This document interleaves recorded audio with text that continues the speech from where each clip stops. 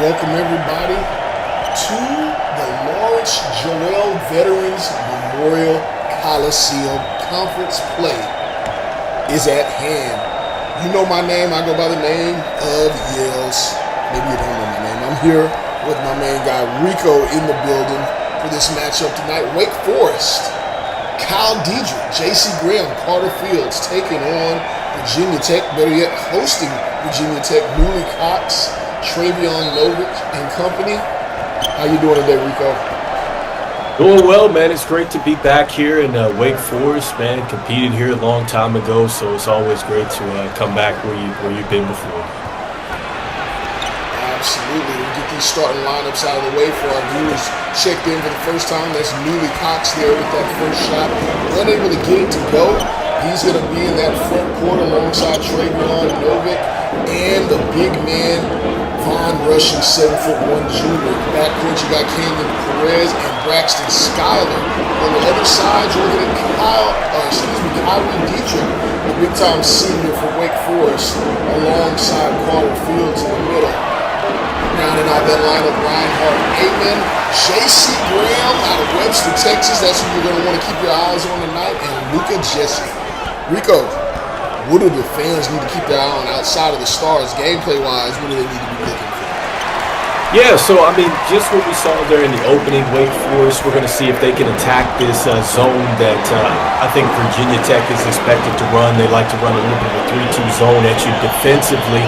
And also, too, just offensively, what they like to do is they like to be really kind of deliberate with their scheme. They try to open you up with the space and pace and things like that. So they're very methodical with what they're doing on the offensive end. And then when you look at Wake Forest and what they're going to have to do, I think that it's just the bottom line is for them, is their man-to-man defense going to be enough to keep the stars out of this one? You got their breakneck pace on the offensive end, too. So it's going to be a contrast in styles. Great game, conference play. What more can you expect? Well, we saw a beautiful move there just a moment ago from Travion Novick saying, hey, let's get this party started. 2-4, Virginia Tech, number 8 in the nation right now. They've been doing their thing lately with some big-time wins and really just kind of riding up their leaderboards, as people have seen a lot of good things from them. Newly Cox exploding onto the scene. Everyone's known about Von Rushing, the big man in the middle, and Travion Novick, but just as a team, they've played really well. You know what I love most about Virginia Tech is when the rankings come out, nobody is disputing that they should be there, right? Like nobody is saying, I'm not sure about them. This is a team that you're definitely sure about, and I think that they're eager to prove that they're for real as conference play goes along. They want the big dogs. They want it all. And so I want to see it today when you have a team that's coming in unranked. Can you handle this conference play? Can you take care of business? Because the championship teams, they take care of business. Absolutely. Funny you say that they want to show that they're for real. I had a chance to talk to Travion Novick before the game as J.C. Graham knocks that down from the corner with the foot on the line. Travion Novick used that same terminology, Rico. He said that he wants to make sure that everyone sees them as for real. And he's a big music buff, old-time music buff. He said, he followed that up by saying they want to be taking soul for real. I love it, and you know what? He's definitely got some real rhythm to his game. I mean, you're looking at a guy that at 23 points a game. I mean, I love that he's taking ownership of this situation and knowing that, look, hey, for them to go out there and get to the place that they want to get to as a group, they're going to have to go out there and show that they are for real this year. First one does not fall there for Newly Cox. I want to take a moment to thank everyone for tuning in here with us tonight on what is a triple header of SimWorld Hoops action. So thank you for everyone that's tuning in across all streaming platforms, YouTube, Facebook Gaming, LinkedIn, TikTok, X, Instagram. Thank you all for being here with us. We're going to have a great night of action. J.C. Graham left wide open from the corner again. Does not get that one to go. Has not been very efficient all season. That may be a good strategy for Virginia Tech here in this one. Honestly, this whole Wake Forest team shooting best. Not the best percentage. We'll just say that. 61st in the nation, 44%. Meanwhile, Virginia Tech, they lead the country in field goal percentage. So Mike Young's onto something here, possibly. Yeah, and what you're talking about too, when we talked about this at the start, the contrasting style, is that's really going to be the difference today. Is can Wake Forest really get Virginia Tech to come out of that zone, right? And the way that I think that you really bust the zone is you knock down some shots. And so those shots are going to be available. You're at home, the crowd is with you. You just got to focus and knock down these opportunities. Otherwise, that zone starts to become swarming, and it just starts to really just swallow your offense as the game goes along and the pressure mounts. Carter Fields with the ball here, kicks over to Amon. Amon's going to give it to J.C. Graham, leading this team in scoring. Once again, I mentioned that he's not been terribly efficient shooting in the 30 percentile from both the field and from three. But he is leading this team in scores, 16 points a game, 5 boards, leads this team in assists. They have been offensively challenged. 2 and 13 Steve Forbes. Not very happy with how this team has performed this season. But he has said he's been happy with the effort. And I guess that's all you can ask for. That is all you can ask for is the effort. And I mean, when it comes down to it, you just go out there, you try to execute the game plan, you're hoping that the shots fall. It just hasn't necessarily been an efficient thing for them. But there's still a lot of time left, and this is a team that, if they can get hot at the right time, they can be dangerous. J.C. Graham, they're getting another shot opportunity, but also struggling to get that one to fall here. Number one offense in the country sees another one go down there. That is Canyon Perez. That is one cool name, Hillsborough, North Carolina, in the building. Yeah, and you know what? I'd like to go out there and ask him, can I get some of his sneakers, right? Because he loves to collect sneakers, and hopefully I can get some after the game. I don't know, but look, that was a great jump shot. There was good offense right there from Virginia Tech. I love the down screen that they ran for.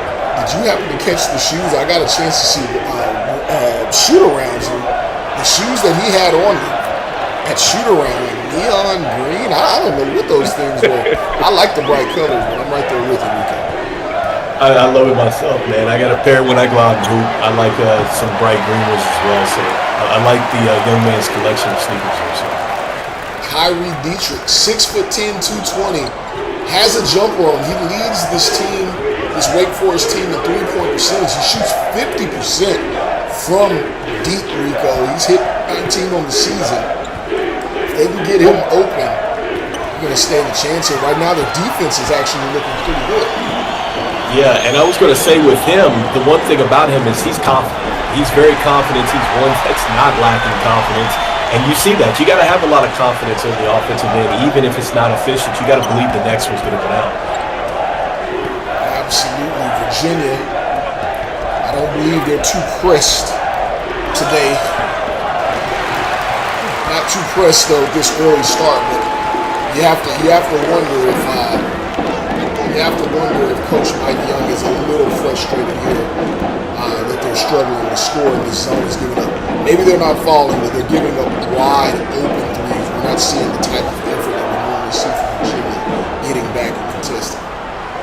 Yeah, I think that Virginia Tech's coming out and they just don't believe in what Wake Forest is doing. I mean, they've missed some shots and things like that, and it's just more so prove it. And right now, Wake Forest is proving it. They're making some jump shots, and so you have to get that aggressive nature back, and this is why you see the timeout earlier. Can't say I didn't see that one coming. I think we all did. The hometown fans here are really excited for what their team is doing here early in this one. Hope you all stay excited and tune in for us as well. We'll be right back after this.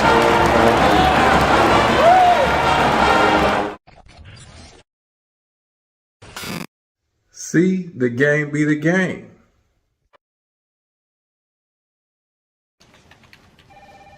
What's that? That's a swear jar. Every time someone swears, you put a quarter in it. Who gets the money?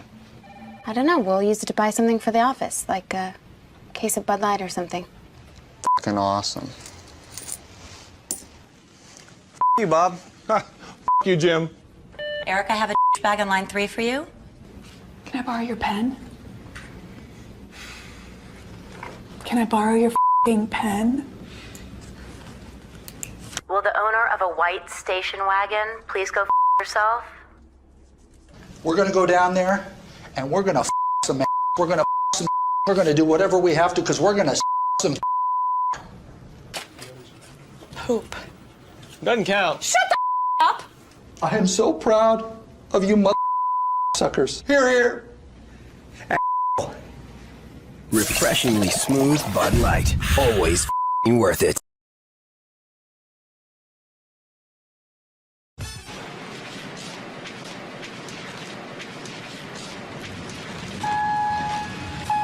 Going up.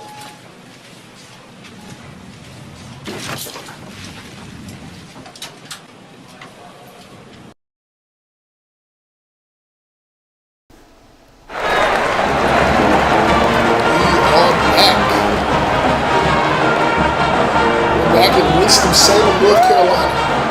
Yeah, you know what? It's been great so far. I think that Wake Forest has just done a terrific job as far as knocking down some shots, really picking apart this Virginia Tech defense. And so I think maybe Virginia Tech might have been underestimating them a little bit.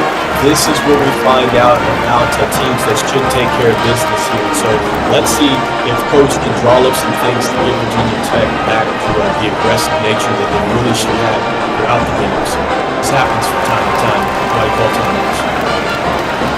Steve Forbes, we saw him on the sideline, very fired up, excited about what his team is doing. You can hear him telling them from the side, from the scores table, keep getting after it, keep applying pressure.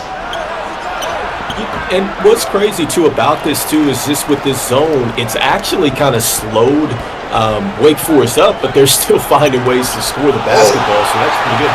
That's a big time block by the big man in the middle, 6'10", 250. Jalen Tucker, Ontario's finest, found his way here. Big time blocking on the other side, 7'1", the big tree of a man, Von Russian. The block he's going to try and get rewarded here, but he's going to come off the ball. Braxton Scholar now in the game. Love the defense on both ends of the floor right here. So it looks like maybe the intensity has picked up since this timeout. That's a beautiful move. You can't get that one to go. Luka Jesse finds a seam. He's going to put that one down. It's a 7-point game in favor of Wake Forest. Now, Rico, we've seen during this conference play, as we see another time out here, we've seen during conference play, as expected, that some of these teams, they really step it up during this time and they show you what they've got. But the better teams battle back. Maybe they struggle early, they take that first punch, but they battle back and they find a way to win. We just saw it last night. Yeah, absolutely. When it comes down to conference play, I think that this is something that has been talked about amongst a lot of people here. It's just that it's a new season, all right? And so it almost is like you throw out what happened leading into conference play. A lot can change going into conference play and really coming out of conference play, which is why I'm saying teams like this that are struggling coming in, you can really find yourself. You find an identity. You get a chance to kind of get beat up a little bit by some of these tough teams in the conference. And when you get these battle scars, it really helps you when it comes down to crunch time and you have to have these must-wins. And so this is good for Wake Forest. This is also good for Virginia Tech because you need to be tested like this. Make no mistake about it. It doesn't matter where you fall in hoops area. You're going to be tested.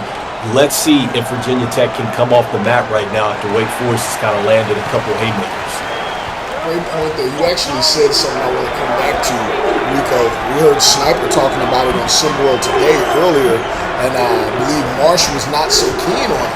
Maybe he was, don't want to put words in his mouth, but then again, I lie and I digress. I would love to put words in Marsh's mouth and make him be wrong. But Sniper J was on the show, and he was talking about players and teams. He wants to see them have failures. He wants to see how they respond first so they can showcase character before they can actually get to that championship level. You just kind of alluded to something close to that. What's your thoughts on that? Yeah, so for me personally, one of the things that I like to kind of go by as a principle, and I say this often, is you have to learn how to fail before you learn how to succeed. So just looking at, just what we saw here in football recently with the Commanders, I think that their ability to learn from the law is what's actually going to help them for the win and the longevity of the win. And this is the same thing here when it comes down to this in college basketball. You have to go out there. You've got to get your stars. There's no practice for that. There's no scrimmages for that. It's only live games. It's only getting these experiences. It's only seeing, really defeats do you actually learn something that pushes you to victories. So you and Sniper J agree. Go figure. Absolutely. Yeah, shout out to him too as well. Big man Von Rushing working down low, can't get it to go. Really raw big man. What we see very often in college, you see these guys with great size, they get recruited because they can defend the rim, but they're still learning the game of basketball, learning footwork, still really working on refining their touch at the rim. Very raw, but great defender there. Look at this Wake Forest defense right here. They've been terrific, and what I've loved most about them is the activity as far as the hands are concerned. They've been active as far as getting low and getting the basketball. Look at that right there. It's just a lot of scrambling right there, and it's really thrown Virginia Tech off because, it throws your timing off when you're going to the rack, and then it gets tipped away from you. You have to gather, and then Wake Forest is taking advantage, and now you see them score in transition. That's what they want to do. They want to play at a breakneck pace, and so suddenly Virginia Tech can't get into its zone and slow down Wake Forest. They're getting everything that they want as Wake Forest. Travion Novick had to push that one in with a little push shot, and we're going to see a timeout here on the other side from Steve Forbes. Smart timeout saying, I don't even want to allow this Virginia Tech team to get going. But I tell you what, I want to get a little something going here. I want to shout out the chat early, or at least let them know what time it is. Rico, check it out. Live EM giveaway. The number of viewers that we have in the live stream is times 100. I believe this is the last week for this type of giveaway. So whenever this giveaway comes around, and that little bell rings, a little SimWorld that we hear in the studio, the SimWorld tag, we're going to shout out whoever that is, whoever the winner is at that moment. Whatever number of live viewers we have, they're going to get that number of EMs times 100 last week of this here. So make sure you're reaching out to people. Make sure you're letting your friends, your family know. Anybody else that enjoys this kind of experience. Anybody that just loves basketball. Because I can tell you one thing right now. And can I drop the fourth wall for 1 second, Rico? Am I allowed to? Go ahead. You got it. I got it? Okay. I tell you what, you're getting better basketball here on SimWorld than you are seeing on your broadcast networks very often because there are absolute identities and IQ play here in college. So if anyone loves basketball, fourth wall back up. Make sure you're asking them to tune in here. SimWorld TV broadcasting on ESPN TV. Well played. People here active in the chat, and so we got a great game here. And Wake Forest is really surprising us right now. Virginia Tech on the ropes. Big time bucket there. They're trying to battle back. I believe that was Taysom Kaiser. 2-3 zone on the work, and there's a big time block from Sincere Treadwell. I mean, I tell you one thing. Virginia Tech, not only do they have some good looking jerseys and a pretty good SP ranking, they've got a team full of some of the best names in basketball. Oh, and look at that finish there with Newby Cox. That's what he does. Oh my goodness, man! Somebody checked the roof. He just brought it down with that dunk. That was terrific.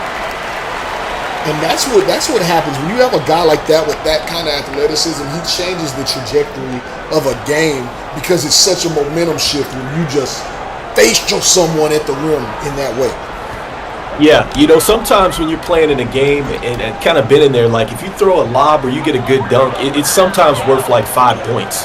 So I really feel like that sometimes you can really steal the moment. Look at that. Immediately after the dunk, they just get active defensively. Suddenly you start running the floor harder. Look, the lane opens up. That's what happens when you get a good dunk like that. And he's ready. He's applying pressure. That's what the scouts have said they like about his game. One of the reasons why he is ranked so high. He is somewhere in the vicinity of 6'7", 6'9", long wingspan, and he is active defensively. Oh my gosh. I loved this defensive effort the last 2 or 3 possessions. Like, he is just hassling guards. He's making it tough for Wake Forest to get into their offense. And he's doing a great job of just taking the basketball and going right to the basket. I love that. Does the name Stacey Ogman ring a bell? Obviously, I'm going to go ahead and say he's probably a little bit more of an offensive threat. He can handle all of it. Does that ring a bell?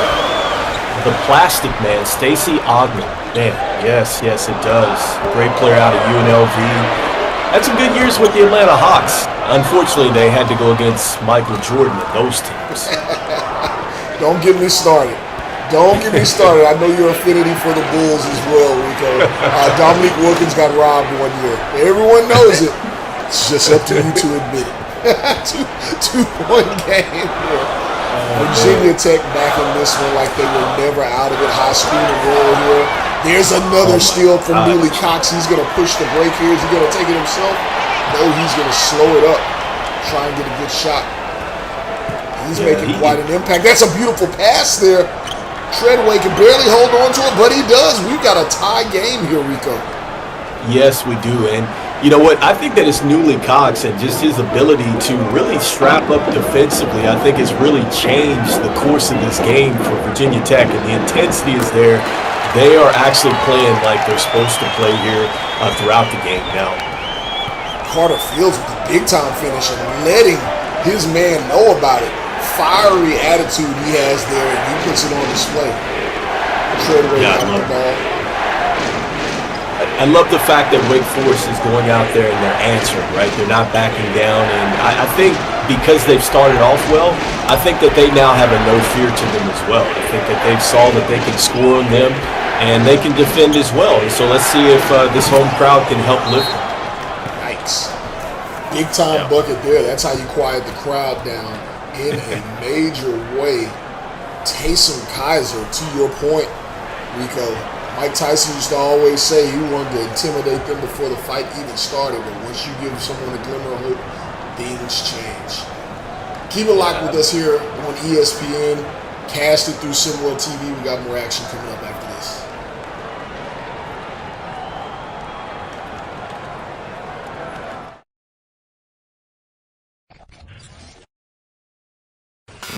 See the game, be the game. Welcome home. Mom, Dad, this is Cindy. Cindy, yes. So nice to meet both of you. Nice to meet you finally. Travis has told us so much about you. All good things, I hope. Yes, of course. Lord. Please, Thank welcome. you. Oh, Mom, no. Dad, this is Shannon. Oh, hi. Shannon. And this is Aaron. Hey, cutie. That is Jessica. Jenny, Sarah, Megan, Hi. Nicole, Elizabeth. Acts. Use in moderation.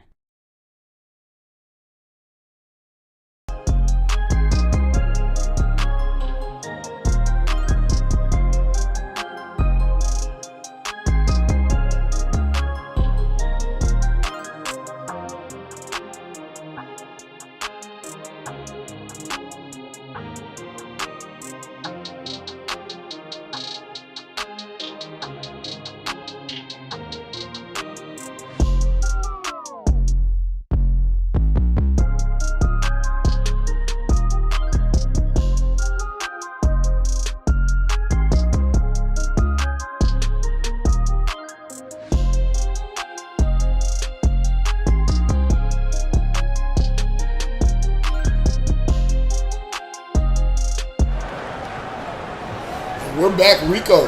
I know you wanted to show some love here. Rico trying to show some love to the chat. Do your thing, Rico. Yeah, man. Shout out to B-Rhyme, man. We got Biff Markham out there. I know I saw Sniper J in the chat, man. Jay the Silent Storm out there. Coach Dre Pope. Man, appreciate you guys coming through and, you know, just enjoying the broadcast from here as we see you out there. So definitely a shout out. Absolutely. You got this technology that's been putting the names under players for this first half. Been very helpful for some of those who have not had a chance to see Wake Forest or Virginia Tech. I know they don't keep this on all game, but enjoy it while you can, ladies and gentlemen. Wake Forest there, though, the chance to regain the lead, unable to get it to go. Tayshaun Taysom Kaiser has been a big spark for this Virginia Tech team. He's going to take a step back there. Nasty, but can't get it to go. Yeah, that was tough. He couldn't even see the basket there. Seemed like, man, there's Newly Cox again. Man, it seems like everywhere we look, we're talking about him tonight. Man, I think there's 5 of them out there. Not just one. I think it's 5. He's playing in the multiverse. Man, it's 5. It's 5 of them out there. He's all over the place. Taysom Kaiser here. And the notable thing about this for Virginia Tech is Travion Murray is on the bench during this run. They've actually made their run as he's went to the bench, but that's just how dangerous this Virginia Tech team is. Rico, I have to ask, since I kind of segued into it, not a whole lot of talk about this team, but they've quietly crept into the number 8 spot. They're one of the better offenses in SimWorld Hoops. They have a pretty stout defense, as we'll see it put on display here, and they can get after it. Do you think this team can truly make some noise in Hoops-teria, or is it just a show? Well, I tell you what, if they can defensively lock down like this, because I'm a huge defensive guy, especially when it comes down to it, I think that really is what wins championships. But I think if you can apply this type of pressure and then do this throughout the game, running that zone, maybe you're throwing out some man schemes and things like that, you're continuing to really switch it up like that, I think the sky's the limit for them, because they're going to create enough possessions out of the defense, and that's going to get them additional offense. And so anytime you have additional offense, you have a chance to really beat any team. Open jumpers there again. Knock it down. Wake Forest, that is. They're going to knock it down this time. Newly Cox to the basket. He's going to draw the foul. His size really helps him a lot. 6'9", 205. Rather slender, but he's lean. He's got some muscle on him. When he's going to the basket, when he's defending, you can't really just take him off of his plant base. Yeah, and you know what? He looks like he's bigger than what he is. He really does, man, at this point. And, I mean, it's just, you could tell his ability to just, once he gets a step on you, I mean, it's pretty much over with that size and that length and that wingspan. And so it helps him on the defensive end, but it also helps him on the offensive end as well, because when you reach around to go block the shot, you're probably going to send him to the free throw line. And I love the fact that he's able to really use his length and athleticism really like this on both ends of the floor. Gets them both to go. Not the best free throw shooter, 42% on the season, but knocks him down there.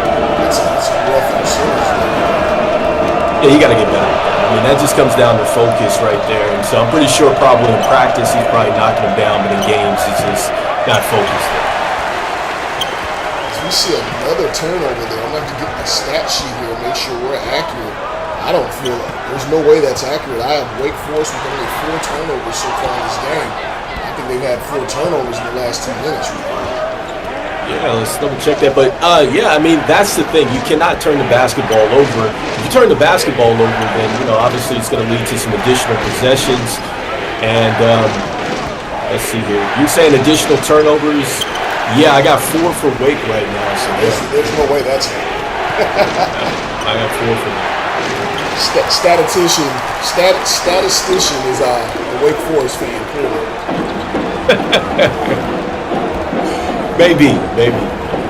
Claiborne working up top here. He's looking for another high screen roll. He gets the switch he wants.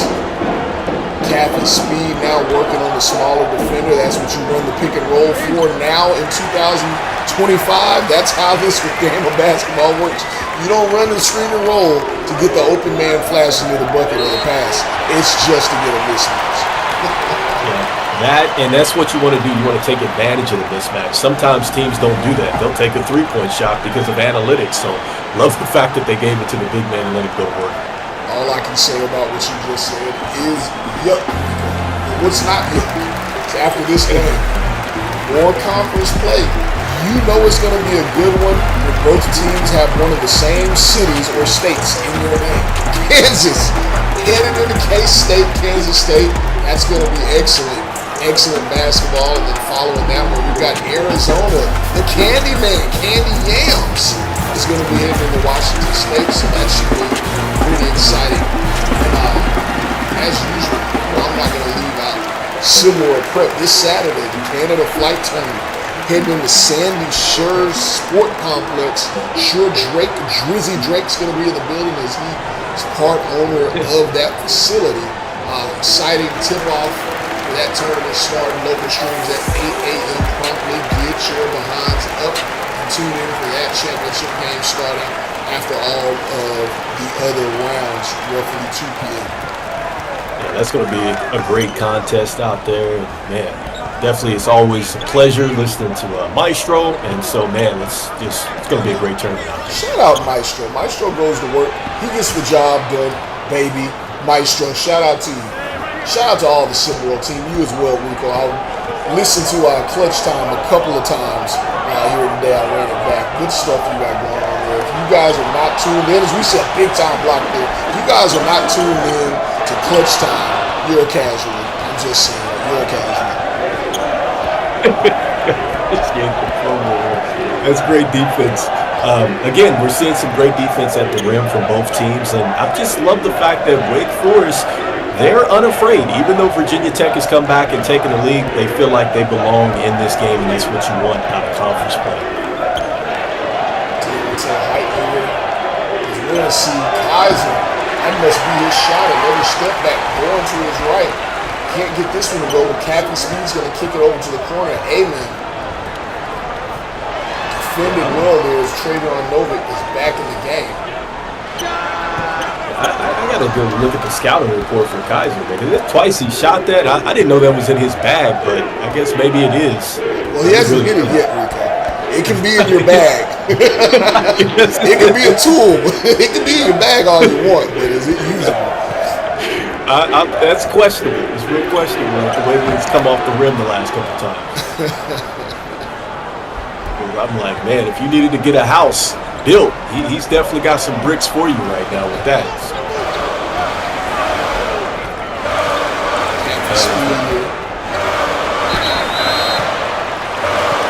You know what? He's got an advantage too. He really does. He has an advantage right now. Sorry to cut you there, but I think he has an advantage, and I think that this is like 2 or 3 times really he's been able to get there in the paint, and it's good to see that he draw contact, and I think that was terrific for Wake Forest, especially since Virginia Tech just hit that through.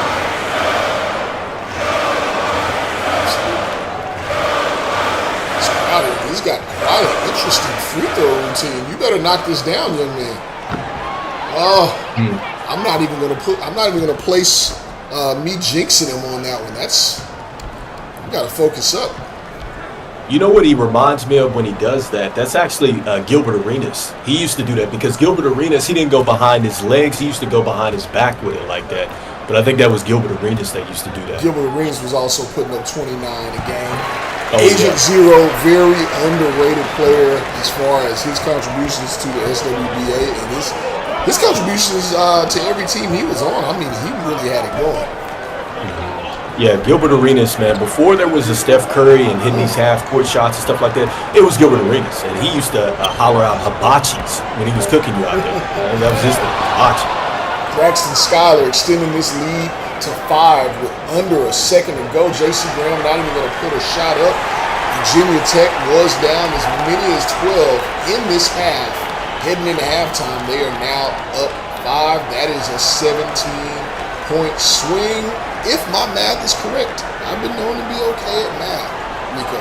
My quick math is okay. But let me ask you, basketball analysis-wise, what have you seen in this first half that makes you think either one of these teams can take the spot for the rest of the game? Well, I've liked Wake Forest and their confidence and their ability to find really the spots in the zone, and also too, they have been also very looking for the opportunities to go down low as well when they get the mismatches. So I like that about Wake Forest. I think that could be a key for them to continue to attack. With Virginia Tech, I think for them, they have got to play like they're the number 8 team or better. I think that once they have that swagger, that chip on their shoulder, that have to go out there and we got to prove it, then you really see that the momentum shifted for them. They've got to play like that for a full 20 minutes or else Wake Forest is going to get, I think, an upset in this one. Did you say that you see an upset coming? All right, we're gonna see if Rico's right. That's all I heard. We'll be back with more SimWorld U action on ESPN after this. Do you have the mind of a coach?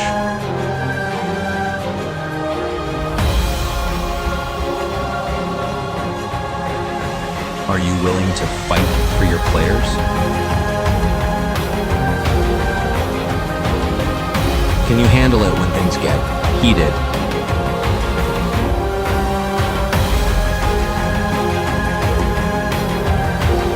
Can you manage your star player's ego? Can you handle the stress? Can you become a legend?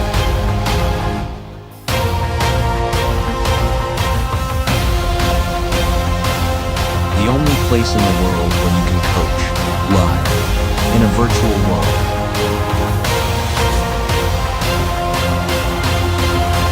SimWorld Sports.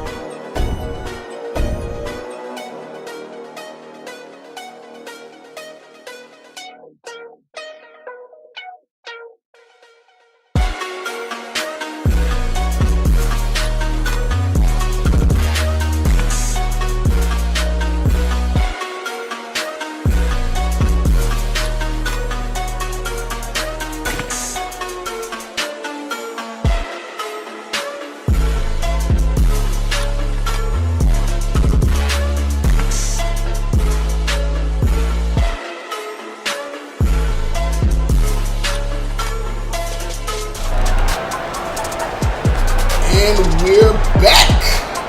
Wake Forest, you said you're looking for the upset. A lot of Wake Forest fans are here looking for an upset as well, but Wake Forest got some work to do. That's an awfully easy bucket to give up to start the half. Yeah, and I mean, that's just what I was talking about before we went into the break, that Wake Forest has found ways to get it inside, even though Virginia Tech is running post, or actually not a post, but 2-3 play to really make them shoot the basketball. Easy bucket there for Travion Logan. Everybody involved in the action. Everyone involved in the action here for Virginia Tech. Canyon Perez, Willie Cox with 8, Kerrion Harrison quietly with 7. I mean, it's just really been spread out for this team so far. Yeah, and you know what, too, with, talking about some of these players, they've shot pretty well from the 3-point line as well. We got 1 of 2, 1 of 1. Like, they've done a great job, and overall 3 of 6, so they're shooting 50% from downtown. Versus if you look at Wake Forest, they've had to put it up, and we talked about them being efficient. Well, they're shooting 6 of 9, and so like I said, if Wake Forest can continue to knock down these shots, get enough stops, it's possible that they could get an upset. Very possible. Big time block there. Vaughn Russian, as B1 calls him. I can't remember the name, but I think we all remember the video game with the afro. Big time block there. Carter Fields in the offensive glass. Looks like he wants to get it himself. No, he's going to kick it over to Luka Jesse. Gets it back to Kyrie Dietrich. That's too close for him as he misses. Yeah, but that was good offense, though. They worked the basketball around. They found the open shot. It just didn't go down, but that's good ball movement to really get these players to move side to side and find an opening. That is an exceptionally tough shot. A lot of physicality there. You could say there was maybe a foul on the elbow now. He still had the strength to get that shot up and in and touch. Yeah, I mean, I think in that point, he actually used the momentum of the defender actually to get him on balance, and so that was a good shot right there on the baseline. Jason Brown getting in his spot in the mid-range. Yeah, so I mean, it's just been a good contest so far, and I think that the thing here is that Virginia Tech is just kind of flipped the switch, and so I don't like really using that method as a team. I think that you should always have the flip or the switch, flip going from the start to the finish, but they've really stepped it up with the intensity level and just kind of just being assertive, I think, on both ends of the floor here over the last portion of the last half and then to start this one off here in the second half. Good defense there to close out on J.C. Graham, but now they've left him open. He's going to put a fade-esque shot. Probably should have kept his base there. This he made that starting to be extended. Yeah, he made that way more difficult than it had to be, and so look, he rushed it for whatever reason. He definitely had a chance to really get his base behind him and get a good set on that one. So, but let's see what happens. They get a layup. Transition bucket. Dietrich there.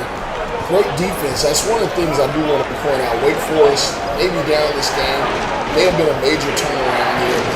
Their defensive effort has been just exceptional against one of the better offenses in SimWorld. Yeah, and I mean, this is where you wonder sometimes because can the defense get you the win? Because we know how good Virginia Tech is, but it's just a matter of can you get them to miss some shots and for you to go on a run and maybe take advantage of the game. But right now, you see that Virginia Tech is really putting their foot down on the pedal. They like to play with tempo out there. Mike Young says he loves how this young team runs up and down the court, which is odd. He calls them young. They have more upperclassmen than a lot of other teams here in SimWorld U. But he says they all have a motor. They like to run up and down the court. And that's where they operate best. They're doing it so far in this half. Yeah, and also, too, you just talked about it, too, with the experience. These guys have been there before, and so it's a good group. You're seeing that, look, they're coming in here on the road. They're putting the crowd noise aside. They're putting, aside a tough start here, and they're really putting together some good basketballs. That's great movement right there, even though it leads to a turnover. Not the greatest hands that you'll find. Von Rushing couldn't corral that one. He's one of the only player on Virginia Tech on this Hokie squad that has touched the court that has not yet scored, although he does have 2 blocks, making his presence felt in this one. Yeah, making his presence felt, and I mean, you couldn't tell because he's got such a quiet demeanor, as they say. But look, as long as he shows up on the court when you need him most, and so making his presence felt for this team. What does Wake Forest need to do to get back in this one? Well, I mean, they are taking the right shots. It's just a matter of kind of making them, and this is something that they've really struggled with. But I would like to see them get some more transition play, and right now they're getting picked apart on the defensive end. They're just letting too many runs to the basket happen right now. Right as I spoke it into existence, Von Rushing is on the board. Everyone who has touched the court tonight for Virginia Tech has scored. On the other side, it's been a heavy dose of Kyrie Dietrich, 13 points. J.C. Graham, 9 points. Kyrie Dietrich yet to miss a shot in this game, but I think Wake Forest is going to need some contributions from somewhere else. Dietrich from deep. Can't get that one to go. Yeah, and I mean, that's a good, symbol of a good team when you have multiple contributors like Virginia Tech has. And right now, that's the thing with Wake Forest. It's just been, they've essentially had to play hero ball. And so who else is going to step up here that certainly could help them get back into this game? Big time finish there. Canyon Perez, the senior. This one's starting to get ugly with him. Yeah, and it's because Virginia Tech continues to get layups. They're getting right downhill. They're getting to the rim. They're getting every shot that they want. It's a beautiful pass there. Jalen Tucker gets that one to go. A little more celebrating than I would think Coach is liking at this juncture of the game. But whatever you need to do to get yourself fired up. Yeah, they're sensing that the crowd is kind of getting out of it. They're trying to get the crowd back into it, and I love what he just did there. You know, don't just settle for the jump shot. You can go in there and still, you know, get some plays in the paint, things like that. Maybe you draw the foul, maybe you get the score, but you got to go in there. Getting a stop there. This crowd wants to get back in this one. It is a rivalry game, aside from it just being a conference game, so this crowd's ready, but there's Virginia Tech defensively. Braxton Schuyler gets a hand on that one. Luka Jesse. That was open too. He was a pretty good shooter. You'd think he'd get that one up there. Yeah, because if you look at this zone, as soon as they penetrated at the top, they are actually collapsing a bit, and you have some corner shooters that you can hit, or you can hit that pocket three if you want. So, you know, Wake Forest has just got to settle down, make the right play, and then you've got to have the confidence to let it fly. 6 of 13 from deep. Not shooting as bad as it's looked here. They definitely need to stop Virginia Tech from scoring. That's a couple of stops in a row there. They're going to hit the open man. Luka Jesse had the open three. He's going to come inside. He gets it to go. Goes right at the 7-footer in the middle. 11-point game. And see, Yels, even though he scored there, I didn't like the fact that he made that difficult. Now, I get it. He wanted the layup, but he could have stepped right there and taken that three-point shot.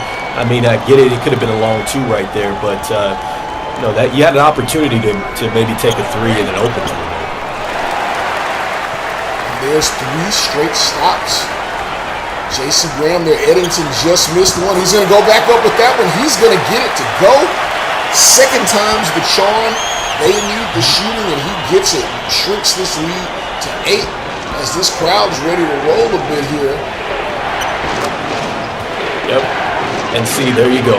The corner three has been there all night for Wake Forest. And then on the other end right now, you see that Virginia Tech continues to get downhill for easy layups and bunnies and things like that. So this is where Wake Forest needs to make the adjustment. Well, look, we're going to make an adjustment too. It looks like we got a good amount of people in the live stream across all platforms. But if you're on YouTube, you get a special look.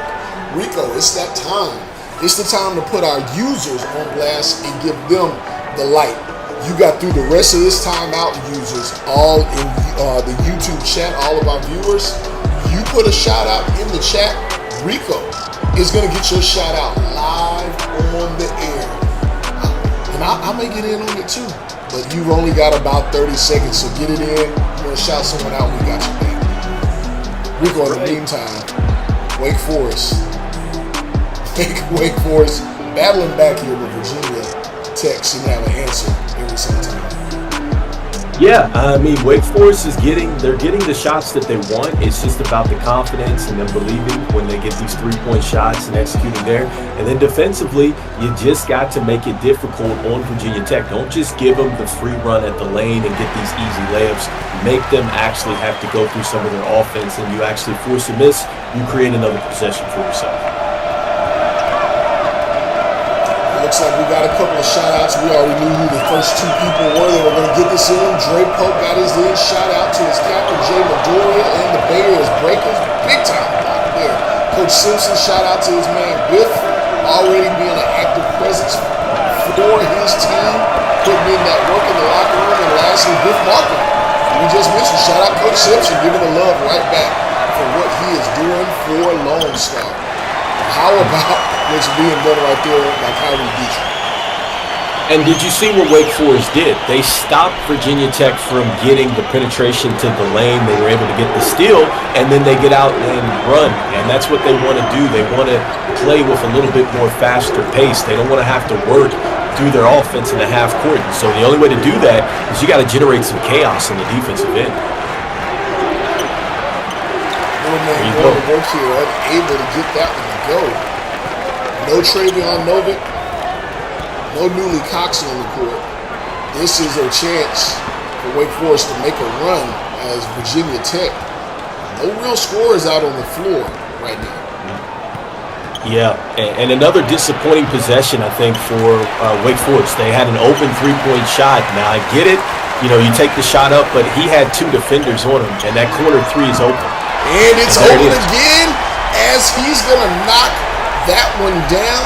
That is Alexander Padden from deep. We got ourselves a 5-point game, Rico. We're going to have to take a break, man. It's a little wild in here.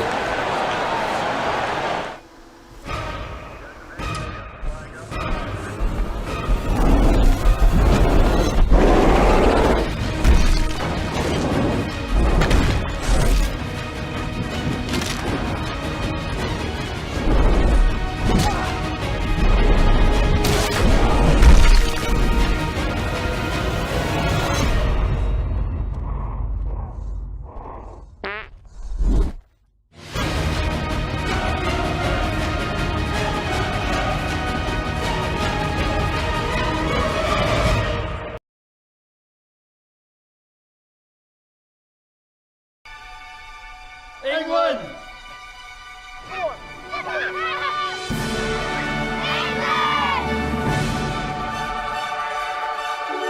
England! England. Without a doubt. England! England. England. England. England. England!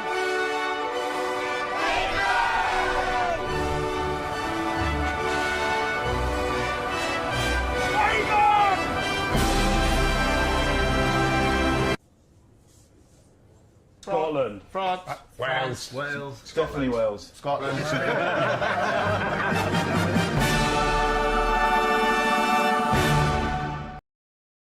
Troppo lenti, parlo e tu dopo perdi, corro, tu non mi fermi. Tiger, hey, Tiger, yeah, Tiger, yeah, Tiger, yeah,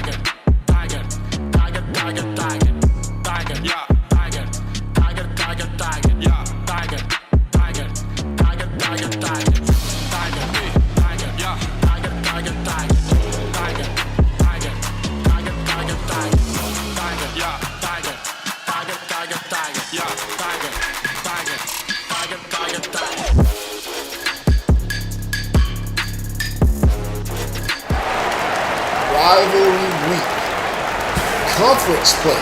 It's not about who you want to win, it's about who you want to lose. Rico, that's a great ad, I have to say. I really enjoy that. I'm gonna let the fans in on a little secret that you love the Haynes baked beans commercial. Don't know why. Just saying. That's you. You're a big fan. Yes, Lord. I tell you, look, Wake Forest is taking advantage of what we are seeing here, and so I hope that they took the tablet, they looked at these last couple possessions, and they took note that the three-point shot has been open in the corner, and it was open at the start of the game. That is definitely something that this team can go to, and it is a shot that can get them right back into the game. Newly Cox in this one. Player spotlight been big for this team, 14.6 and 11 from the field, getting after it defensively as you talk about the defense there. But I'm going to go ahead and I'm going to push back. It's a big-time move there from Kenny Perez. I'm going to push back on this one, Rico, because this is what Virginia Tech has been doing all game. They've been leaving the shooters in the corners open, and Wake Forest outside the beginning of this game have not been able to capitalize. Yeah, you know what? It took them some time to get some traction, but you've seen enough of those go in. It's there. You still have got to make this defense guarded. And I think at this time, clutch time, money time, I don't care how you start. It's how you finish. And I think that Wake Forest has seen enough of these to go in. They should have the confidence to make them now down the stretch. Tell you what, I don't let much slide. I'm not going to let that one slide. I caught that little sneaky promo you got in there, and I appreciate it. Pun intended. Love it. Clutch time. Braxton Schuyler to the rack. He's going to get fouled. That's tough. But you know what? At least they give him some resistance there. They don't make it easy, and you want to get him to the free throw line, and let's see what happens. Even if he's a great shooter, as the game's kind of tightening up, I mean, anything can happen. If he misses one, great. If he makes two, that's fine too. You can go out, you get reset here. maybe get into a good set for your offense coming up. Braxton Schuyler here at the line. He's a free throw shooter. He's going to get the first one up. He's going to get the first one to go. Yeah. Braxton Schuyler. Like sailing. Sailing, Rico. I'm not sure when he's getting the opportunity to do that. I know at 17, 18, I was nowhere near anyone's sailboat. But sailing, are you much of a sailor yourself? I am not. I am not much of a sailor at all. Not happening. Not happening. J.C. Graham here. Looking for openings. We see Kyrie Dietrich trying to get open as well. The zone is protecting that perimeter very well. You see a hand on the ball there. Canyon Perez comes over there. There's another turnover for Wake Forest. Not something that's going to play in their favor if they're going to battle back. It's just a 6-point game. They're going to need to take care of the ball down the stretch. They just got to be decisive. They keep dribbling into the length of Virginia Tech. Whoa! Dribble into that. Travion Novick throws it up for Newly Cox with the hammer. Oh, man, just threw it up there to that length and just watch him finish. That was a terrific find. And a great pass, too. Tell you what, I think I could average at least 4 assists a game if I played alongside this kid. Yeah, I mean, I definitely think so because that was terrific vision, and it's just knowing, like, when you have that little window or that pocket when to throw the ball, when you have the defense right where you want it. Novick ready to assert himself here. Can't get that one to go. Still just a 6-point game for all of the highlights and for all of the luster that we've seen. This is a close game. Conference play at its finest. Three's up. Three's no good. Carter Fields on the glass. He's going to go back up. Can't get it to go again. Nice contest by Virginia Tech on the interior. Make or miss, he was decisive with that. He didn't get it stolen, and they actually got a good shot at that. They have that type of opportunity here. Let's see if they can, execute it now with 6:44 to go. Steal there. Look at Jesse. Great defender for the team. He throws it up for Carter Fields from almost half court. Gets that one down. This crowd is ready to rock and roll. Man, I think his head was at the rim. And I thought initially he was going to take the 3-point shot. I was even faked out, but man, that was a terrific lob inside. Novick finds Newly Cox on the inside, throws it down again. This kid gets more dunks than donuts. Big bucket. Yeah, I mean, he is a dunking machine for sure. I had Dunkin' Donuts the other day. I haven't had it since I stayed on the East Coast. Not impressed. Not impressed at all. Honestly, can't believe that I ever ate it. That's how I feel. Wow. Okay. Not even the glazed donuts, no? Oh my goodness! I didn't have donuts. I tried breakfast, and it's probably my fault. Probably should have just stuck to the greens. Okay, that's tough. 6-point game here. Wake Forest unable to pull any closer. Just had it a minute ago. Travion Novick going to work it now on Carter Fields. Double team comes over. J.C. Graham kicks it back out to Perez. Gets it up. Can't get it to go. Novick on the offensive boards. Fights through contact yet again. You know what it is, too, with Wake Forest? They're trying to go for the knockout, right? They continue to keep trying to just hit that big 3-point shot. You don't necessarily have to do it. Now, if it's there, great, but you still have opportunities when you penetrate like this. Wow, just got erased. That was terrific defense from Virginia Tech inside. I don't know why you go up against a guy that's 7'1". All he's got to do is put his arm straight up. You got to get a little separation, throw a little shoulder into his chest, get some space. Just going straight up, I always found that odd. Newly Cox here with the spin move and the drop step. Big time bucket. Yeah, well, you know what it comes down to? Yeah, you got to give him a pump fake or something like that, right? Like, move the defense a little bit. He just went straight into rushing and he blocked the shot. And then there, I think that was just making himself available. That was a great catch from rushing and just put his defender on his back and went up and finished with the contact.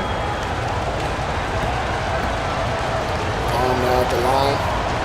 Had to wipe the afro out of the way. And apparently it helps this lead back up to 11. So quickly. So impressive.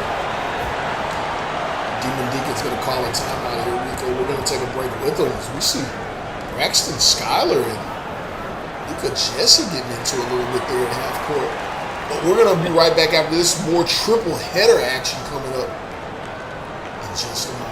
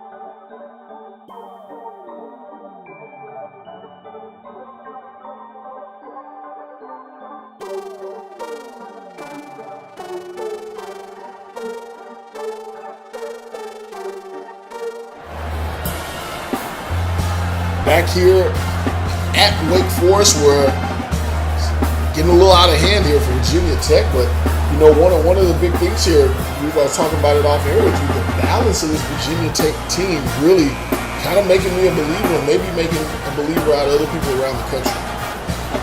Yeah, absolutely. And, we talked a little bit about Travion Novick and his ability to really assist the basketball. Man, he secretly had a good amount of assists in this game, just like he secretly has the ambition to be a top podcaster one day. I mean, I'll tell you what, the guy is a man of many talents, but he's getting it done today in this game. Oh, podcaster. Watch out with Blaze. He may be coming for your spot with some Blaze and takes tonight. He's coming with hot dimes, as you mentioned already, Rico. 8 assists on the night, quietly and under the radar. Normally we look for buckets from him, and he's been giving up the rock. And again, just a testament to the balance of his team all over the court defensively, perimeter defense, interior defense, ball handling, playmaking, shooting, rim attacking, athleticism. They hit on all fronts. So I understand how they get to this record and how they could be a threat come Hoop Series. Yeah, and that's what I love to see when we do these broadcasts and just kind of looking at it from afar, these highlights and things like that. It's just, can a team become complete? Because it's not going to be hero ball that wins it for you in Hoosteria. Like, you need to have a team of players that are able to step up at any given time, and that's, I think, how you win the title. Canyon Perez heard nothing you said. As he goes one-on-one with the great one and cannot get it to go. Leads to a transition bucket here for Wake Forest. They've still got time here with 3 minutes to go, but this crowd seems pretty much out of it. Yeah, I mean, they've got to get some quick scores. I mean, it's 3:24 left, and I mean, it just comes down to getting stops at this point. Can you stop Virginia Tech from getting to the basket, getting those easy buckets? Got to get rebounds. Inside. Looks like that was knocked out of his hands by either Dietrich or Fields. It's going to stay Virginia Tech ball. Yeah, you got to get rebounds after you get the initial stop. Perez is going to work, but he's going to drop it down over. 6'6" air ball. You know what? And it's good that he didn't foul. I mean, I think if it would have been a foul call on that, that would have been just horrible. But that was great defense. He didn't foul him, and they get the turnover that they so desperately needed. So they got an opportunity at quarter 3. Doesn't take it. Time finish. Yeah. Right there with 2:44 to go, can they get another stop and get a score? It's going to get interesting if they can. Billy Cox here kicks to the inside. Decent covers up with the steal. Wake Forest with another chance here to make a run. Yeah, that's definitely a mistake right there from an experienced player. That was a bad angle to take that pass. Beautiful pass, beautiful setup for Dietrich. He gets it to go. That's a big time bucket, 5-point game. J.C. Graham knew where he wanted to go right from the start there. Zipped that pass right over to the corner. Dietrich knocks it down. 5-point game here. Going right back at him. Louis Cox is going to put it up for three. Not really his game. Does not go. Wake Forest back on the break. Yep, that's exactly what you wanted. They got the stop they wanted. Now can Wake Forest get up the hill? Dietrich again. 4-3 from the other corner. He gets it to go. 2-point game. Wake Forest is back in this one, Rico. Man, they continue to keep getting stops. They need one more stop, and they might be able to tie it up or take the lead. Can they do it? Braxton Schuyler with the ball here. High screen and roll. Von Rushing comes over. Schuyler takes it himself. Up and over the outstretched arm. He gets it to go. Clutch time bucket. See what I did there, Rico? That's for you. That was clutch. The rest of the Wake Forest could be more clutch here. They need a basket. Dietrich open again. Can't get three in a row to go, but that is dangerous play from Virginia Tech. Ill-advised shot from Schuyler. Not concerned with anything. He's in the zone. Oh my goodness. Yeah, that is ice water right there. That is ice water. No rebounders too? Oh my goodness. No. Yes is what you say. And then J.C. Graham unable to get it to go. 7-point game, under a minute to go. This game looked like it could have been on ice. Wake Forest comes blazing back. And then a couple of stellar plays from the unassuming Braxton Schuyler to get close to putting the nail in the coffin here. Novik's going to look to put the nail in the coffin, unable to get it to go. Wake Forest, a little bit of time here. No matter what happens in this game, I've been very impressed with Wake Forest, man. I really have. Like, I think that this is the type of team that, again, if they could put it together, this is a team you don't want to see come tournament time. You just don't want to see them. So this is a good quality win, I think, for Virginia Tech. I think they were challenged in a hostile environment. They were able to figure it out. They had multiple contributors today. This is a great win. No question that they are ranked where they are. They could even be higher. I love the effort from both teams today. Great game here. Appreciate everyone being here. Rico, I appreciate you. We got a good one here for conference play in the ACC. And, hey, Wake Forest couldn't come up with the win. Still going to sit at 2 wins, but Virginia Tech adding to their legacy, adding to what their story is for the season. Because guess what? SimWorld Sports is the only place where you can see the game. For Rico, I'm Yels. See you next time. Hang around as there's more action to come.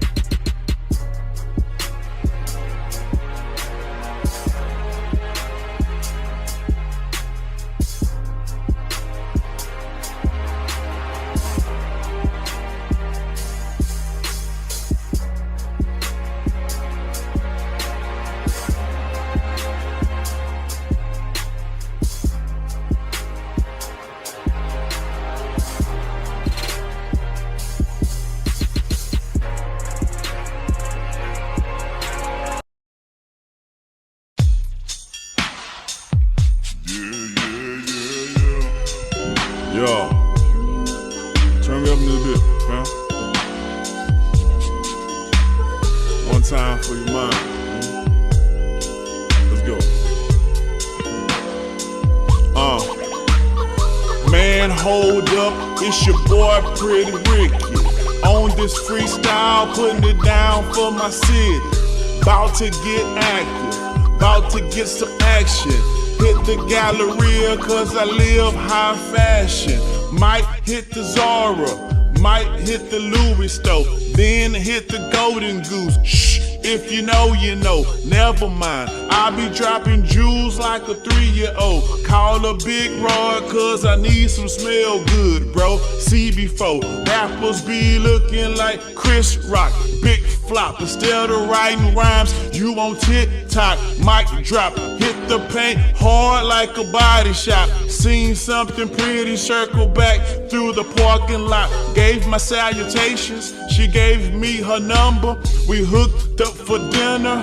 I began to wonder what we doing after. She said, I don't care. I said, cool, I got a brand new bonnet for your hair. It's going down.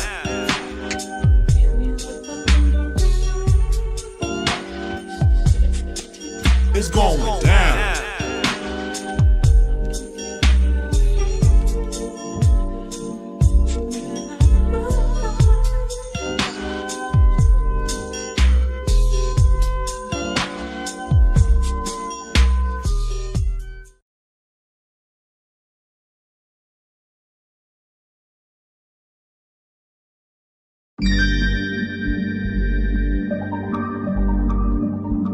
Yeah, okay, any views expressed are the opinion of the guest. That's not a representation because the programming reflects that pole. Politicking with 4 eyes, it's really no competition. Suffocating with the dope, you know I be twisting. Real ninjas out in the field, now we cotton picking. Not to mention our intention to cover topics and many of the subjects. I got more lines than the deli at the Publix. With King Pharaoh, pole politicking, I'm pistol whipping. Rappers jeopardizing hip-hop position. My opposition, intuition, prediction like writers on The Simpsons. To witness the glimpses from higher up dimensions. My bitches be fighting gremlins like Phoebe Cates. Let me cook, stovetop oven, easy bakes. Hydroponic with them seaweed flakes. Yeah, these rappers started from the bottom, power bottom. TD Jakes, unfollowed. Talking about have you ever been swallowed? Regardless of race, color, or creed, you get Apollo. We pole, politicking, ticking, we straight pole, politicking, ticking. When it's a great show, you got to listen. Listen to that pole, politicking, ticking. This for the pole, politicking, ticking. We straight pole, politicking, ticking. When it's a great show, you got to listen. Listen to that pole, politicking, ticking.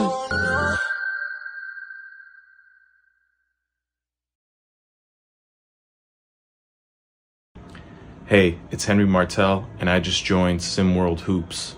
If you like hoops as much as art, then you gotta check them out. It's a Discord server, discord.gg/SimWorld Hoops. It's really the ultimate virtual basketball experience. Like, this isn't your average game. It's like stepping into your own basketball world. And whether you're like a player or a fan, it's time to see the game be the game.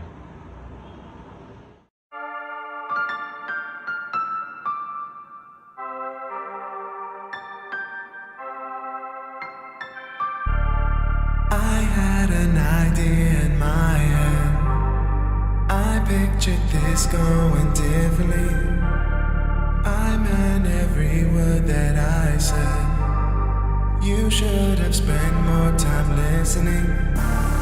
All the things that I put a hold on, all for you to hit me with a hold on. What makes you so ready right now? After I waited on you for so long. Why you wanna be my love? Is it just for show? Why you wanna be my love? My love, my love, love. Why you wanna be my love? Is it just for show? Why you wanna be my love? My love, my love, love.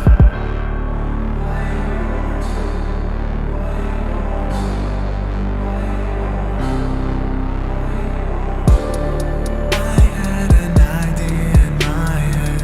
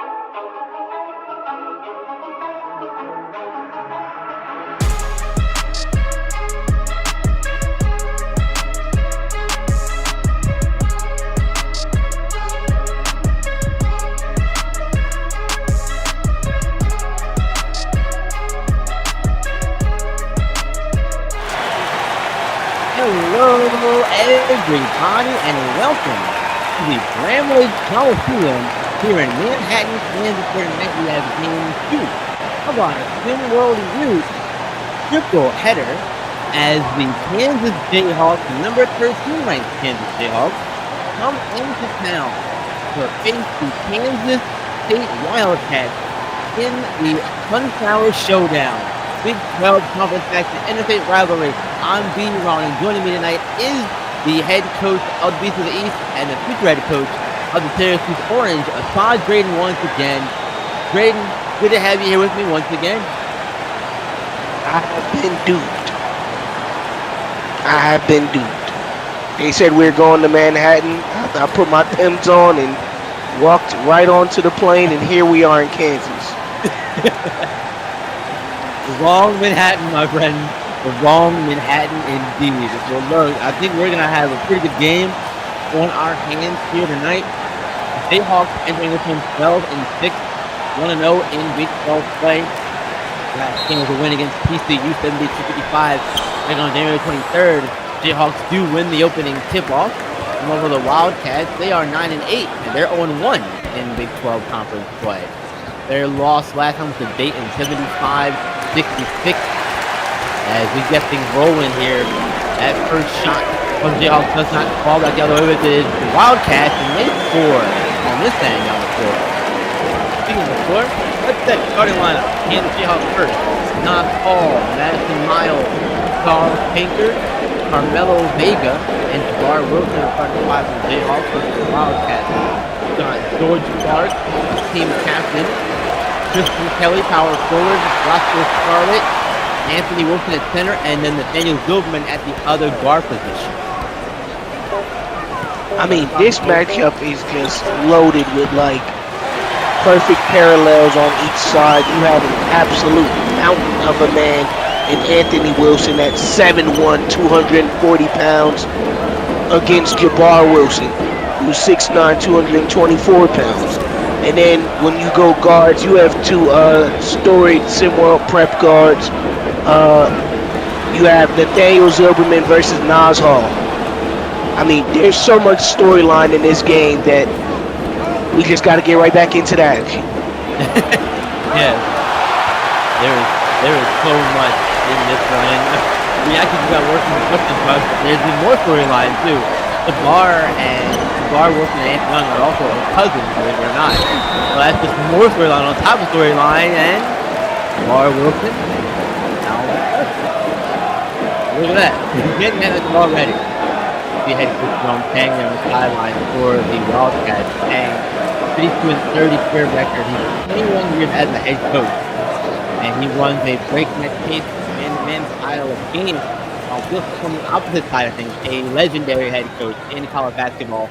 813 career wins, 32 seasons as a head coach. And he's got a read and react style with the man-to-man defense as well. Tight styles both on the court and off it with the clipboards as well. Great. I mean, I don't want to be that guy, but if you're somebody who ever gets an offer to play for Bill Self, you probably drop everything and every offer that you have to go play for. The guy's an absolute amazing coach. One of those guys that when it comes to X's and O's, there's probably few better. Yeah, I mean, I think of a handful of guys who are in that short list, right? Guys that are on the same level or in the same stratosphere as Bill Self. Now Wilson fires a three, he can do that, and he gets it to go. The system not called. As you see, we've got the AI technology here, calling out the player names underneath them. For all the viewers at home, they have that technology. The joys of technology continue to move forward as there is Anthony Young. Anthony Wilson. Did I call him Young earlier? Did I say Anthony Young? I hope I did. No, when you did the lineups, you definitely called him Anthony Wilson. Okay. I don't know where Young came from, but whatever. And it's Miles time is looking the post. Taking a chance up and in. Way to college a shot. Braden, let's talk keys to the game here.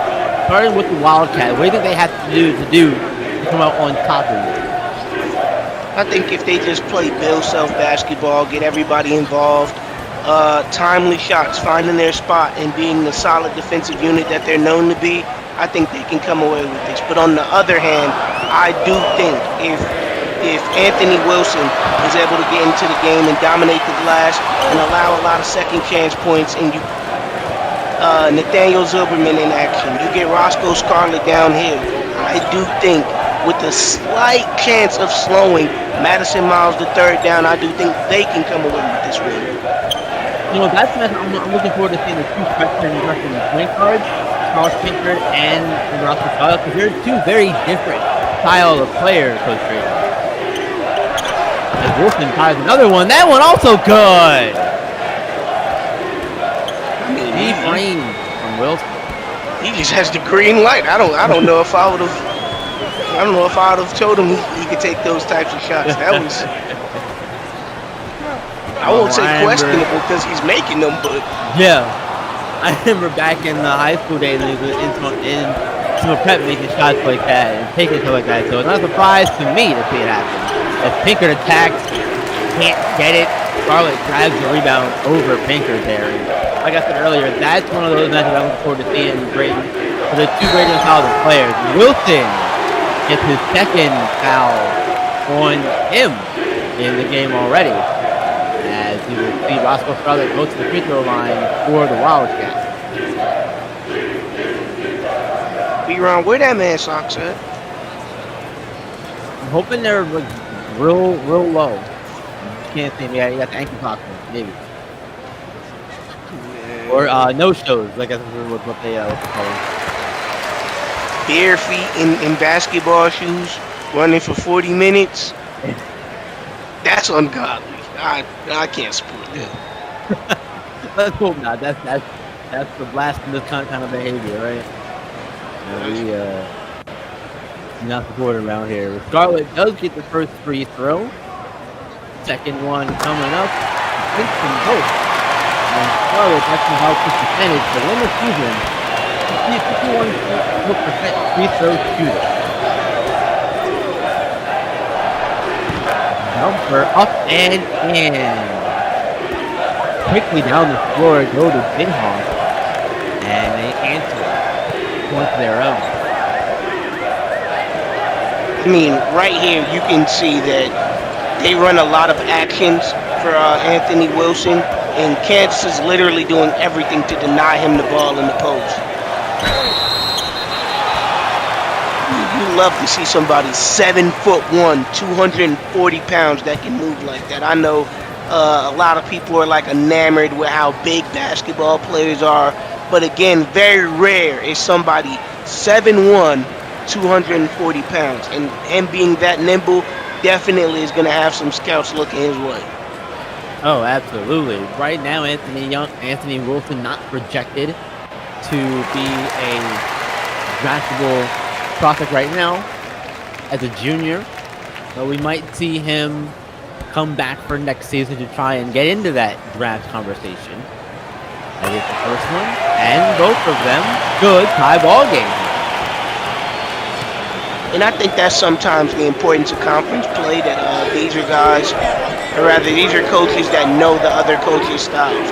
So they always try and make sure that certain players get highlighted in this type of atmosphere, more actions, more focus, more everything is called when they know how the opposing team is gonna their ins and outs. I don't want to say that they know what they're gonna do, But I get that though, and that makes sense. And again, when you also talk about the fact that Anthony's playing against his cousin tonight, I do think that maybe there was a little extra pre-game or preparing for the game, where there was a coach, I'm playing with my cousin, I want to go at him, that kind of thing. So maybe a lot of that's going on too. And there's a tough basket. This is a contact for the Jayhawks, 13-9. I mean, even though they're only up 4, it does feel like Kansas is kind of dominating them right now. Doing a little bit more, and things a little better. Scarlett draws the contact on Ahern, is first. Scarlett will go back to the free throw line. He made his first two earlier. No, let's see if he can make these two here. Yeah, look at Bill Self there on the sideline for the Jayhawks. He's mugging the camera there, Coach. Any coach that ever sees fouls like that, they definitely question it, especially because he's already gotten fouled once. And like I said, he's one of those guys that does really well attacking downhill. When guys like him can consistently attack downhill, either they start getting the bucket or they start getting the foul. It's one of the two, right? And if you're lucky, you'll get both. Charlotte wasn't there. He did get the first free throw, though. Second one here. 1 for 2 that time. Those 3-point Jayhawk lead. They'll look to extend it here. Look at all the off-ball movement that Kansas does. It's just poetry in motion. But yeah, it's beautiful basketball if you like that. Now, I'm sure you'd like to see that as well. That one from not all. 15-10. Jayhawks out in front here. Over the Wildcats still. The Wildcats are trying to.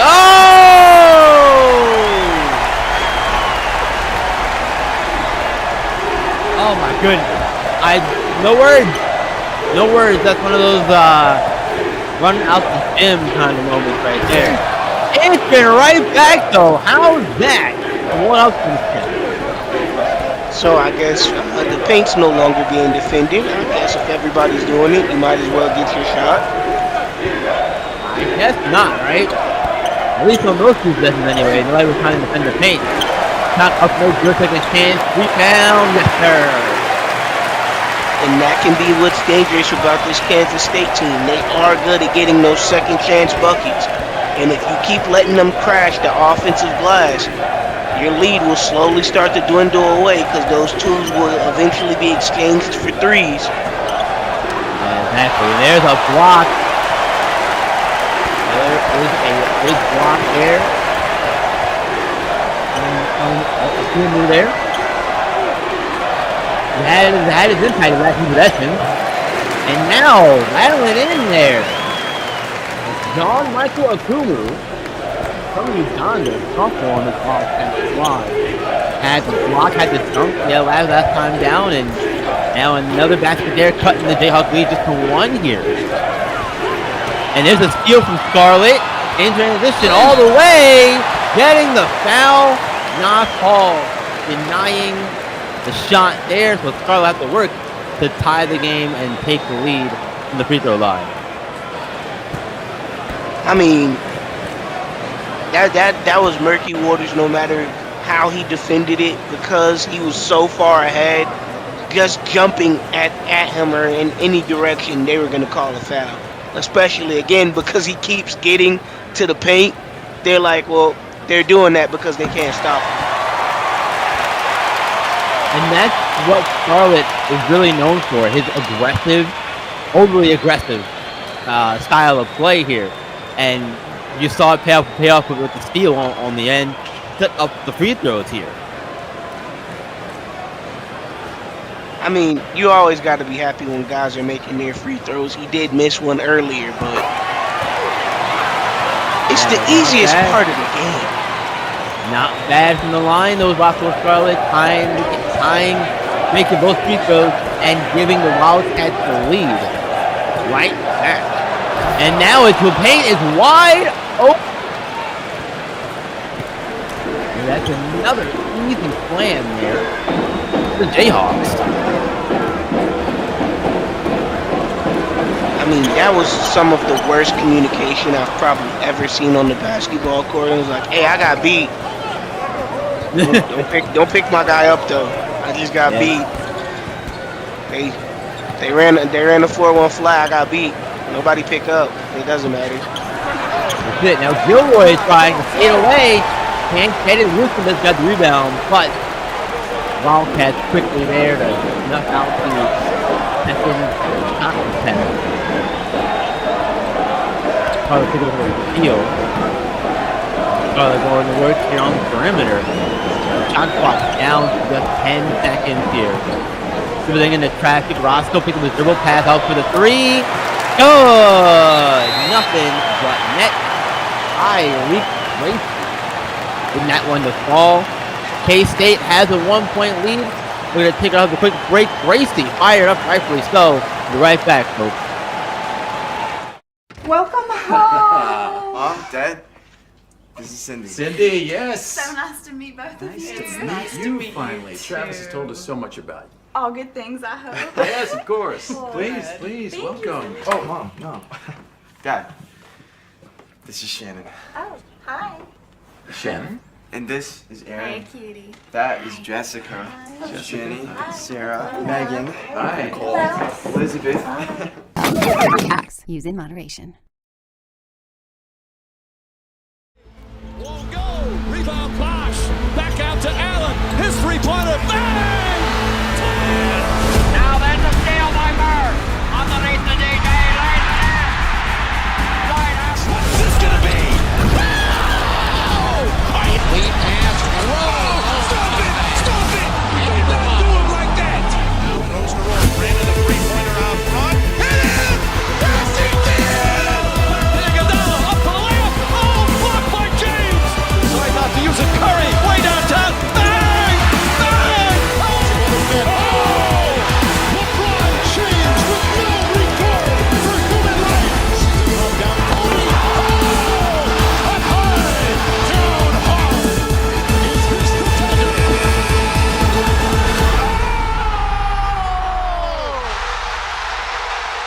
Game. Series. Toronto is won.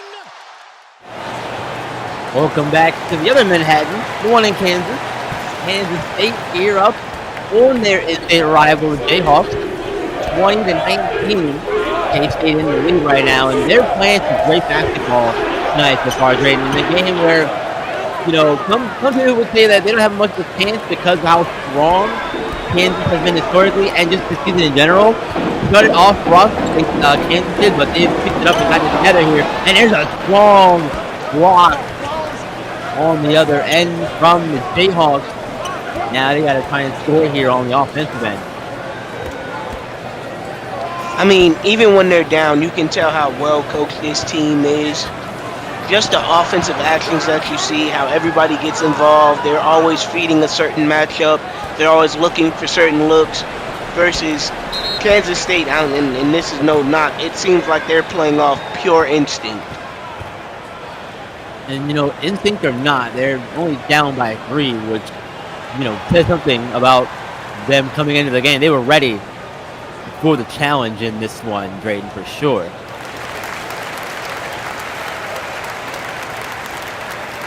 I 100% agree.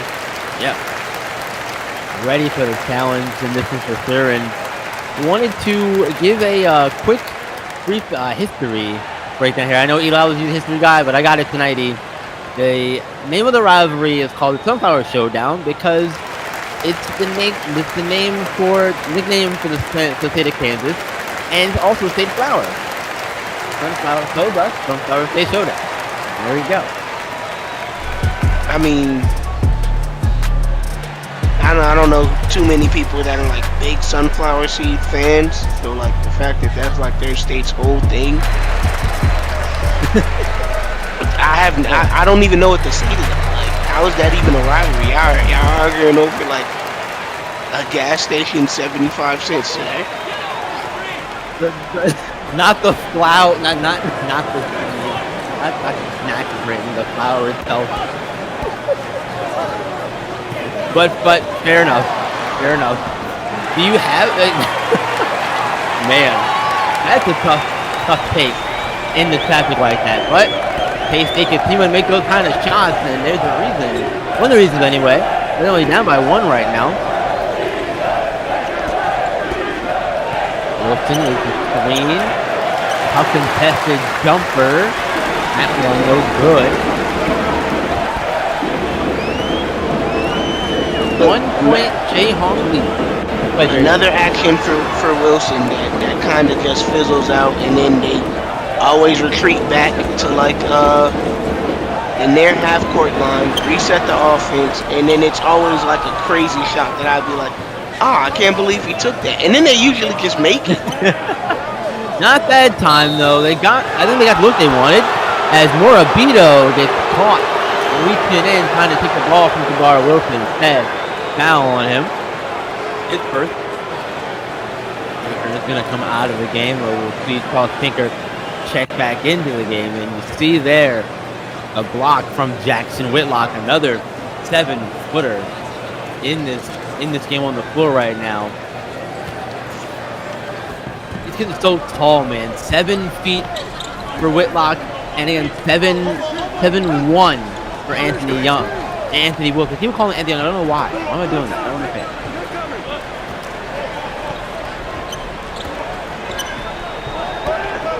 You know what?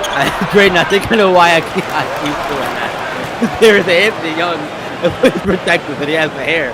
So maybe that's what it is. I don't know. It might be. Regardless, I'm gonna get it right by the end of the game. I will not be saying it. I'll be getting the name right. If I don't, I will give you EM.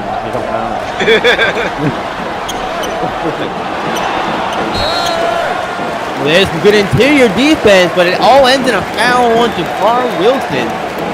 Picked up his third of the game. We saw some foul trouble in yesterday's broadcast. Super flag and Victor Rosso Johnson produced, and now we're seeing it here with Jabbar Wilson already. The 3 fouls in this one.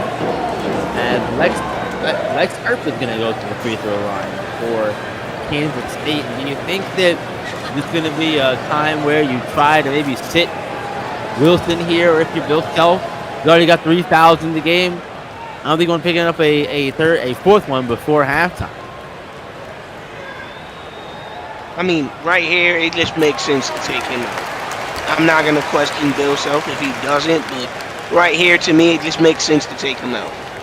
You have Whitlock, you have other guys that you can put in that 4 spot, so keeping him in when he's at 3 fouls can be kind of questionable, especially when they're literally like 90% of their offense is literally attacking the paint. They reset and literally just sprint back into the paint. So leaving him there, especially when this is not only a rivalry game but a hostile game between him and his cousin, I don't know if I necessarily agree with that.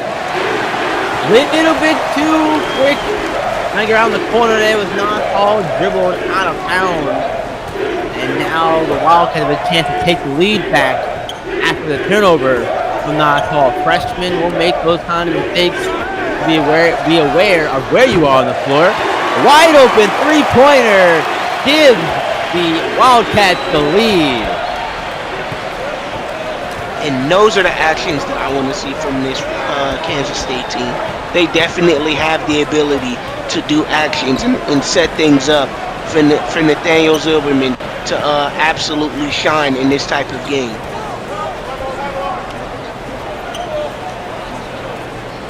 You want to get him going, for sure. Getting going, not called, trying to spin back inside, through contact. No good, Earp on the glass. Grabbing the rebound up the floor, guarded by Pinker. And inside to Wilson.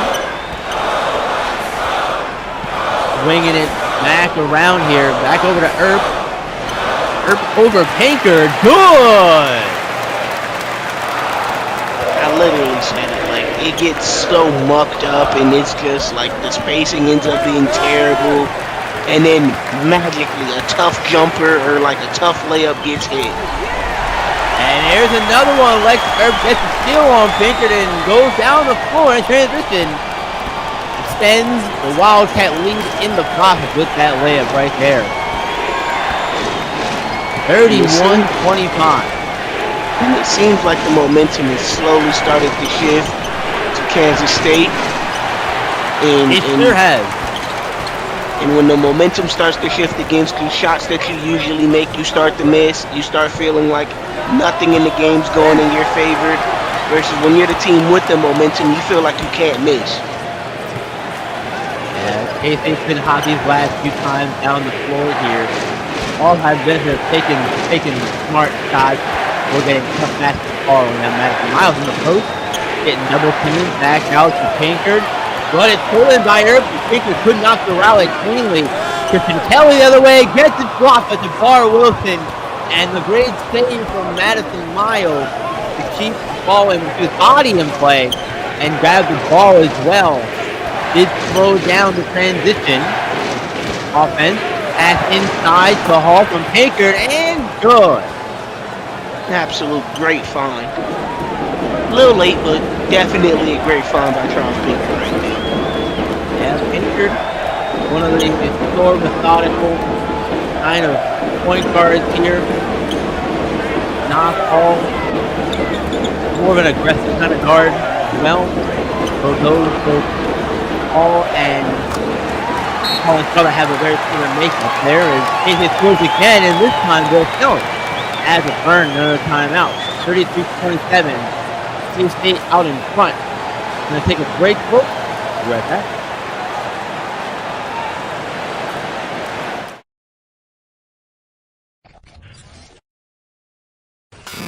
See the game, be the game.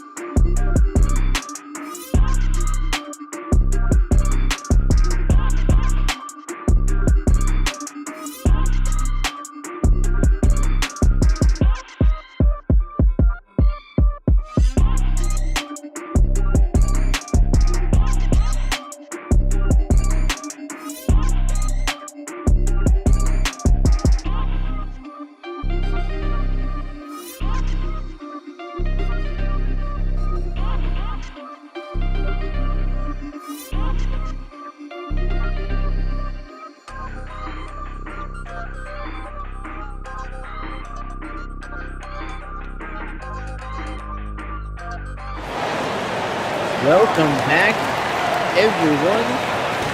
K-State out in front here as they look to try to get into halftime with the lead here in the Sunflower Showdown.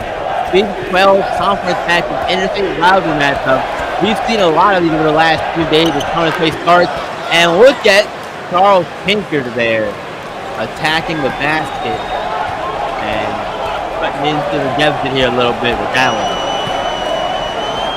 I mean, that was just ran to perfection, and this is literally the exact opposite. Literally, none of that worked out the way it was supposed to. Literally just got mucked up, forced the shot. Not all off the glass and in. 2-point Wildcat lead just like that. Timeout. Bill Phelps clearly knows what he's doing, and he's calling the in here. Got his guys calm down and in sync once again. If you're Bill Phelps, what did you say to your kids in the huddle, Drake?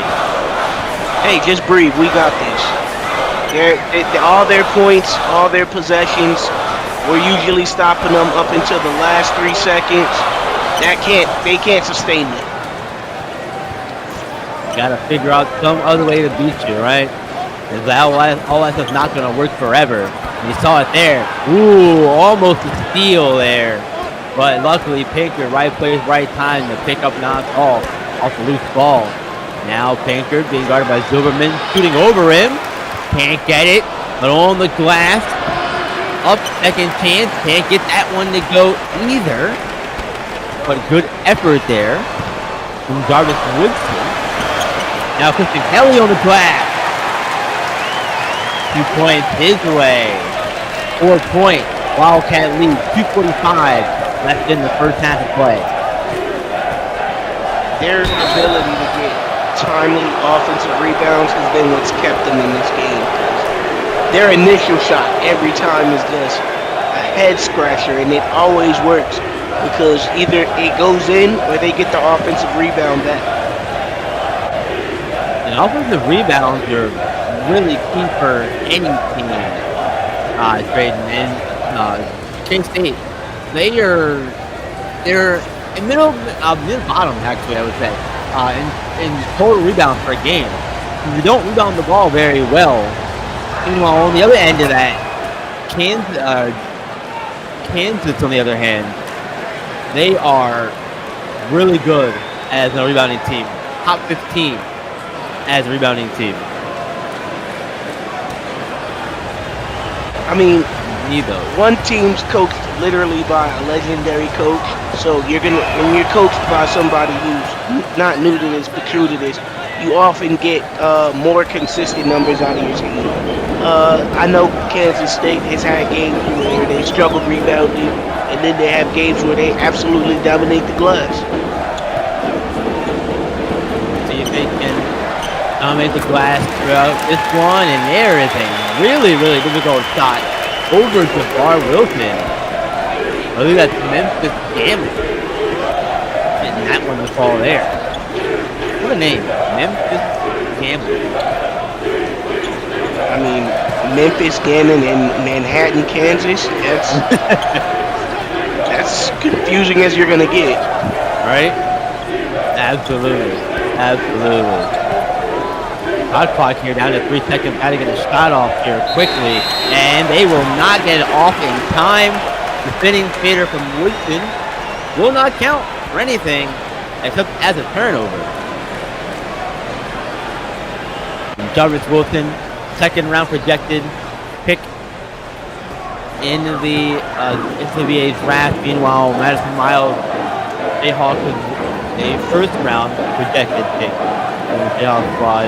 This team produces a lot of pro level talent, regardless of the round.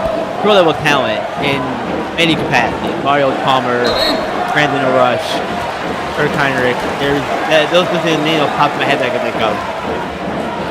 You gonna leave off Andrew Wiggins? I sure am. That one always blanks on me, and I know why. For me, it does, because when I was younger, Kansas with those guys that I mentioned earlier, they were in that championship run for those teams, so that's why those names stick out to me.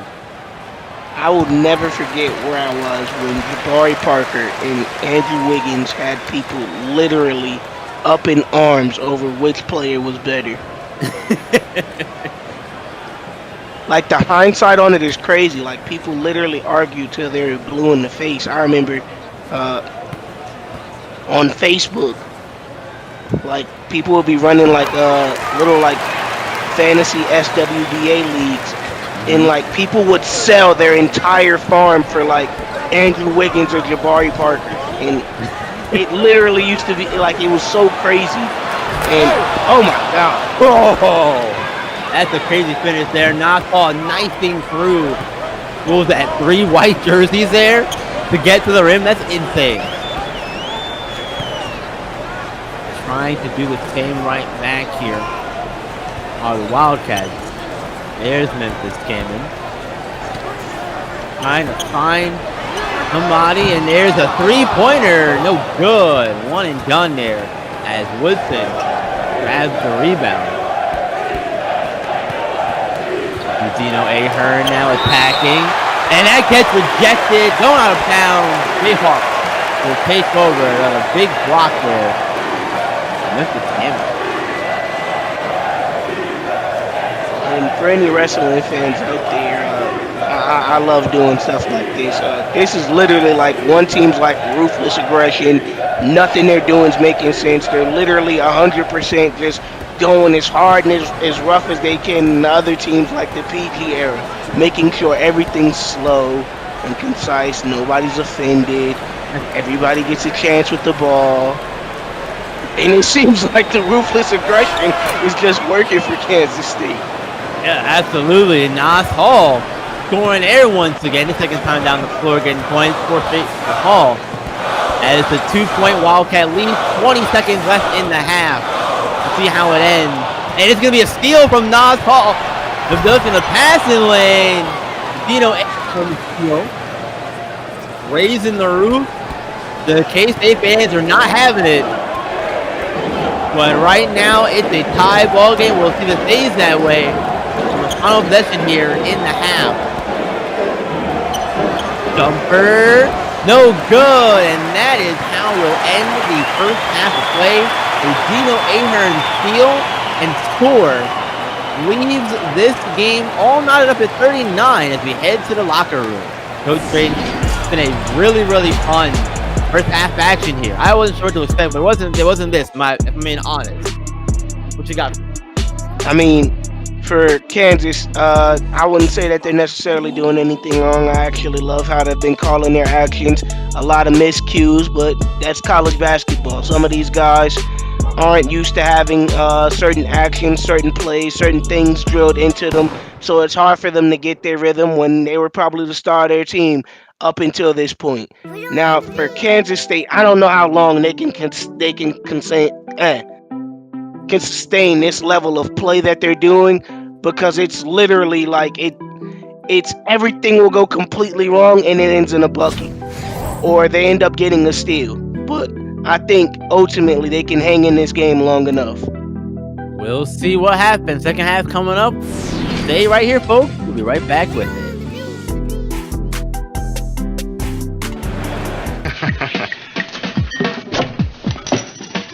Delivery. Give me a shot if anybody comes in. You got it.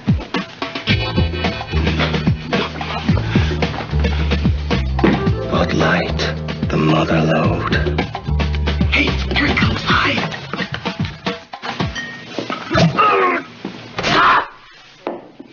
Did you hear something? For the great taste that won't fill you up and never lets you down. Bartender, 20 Bud Lights. Oh no! Make it a Bud Light.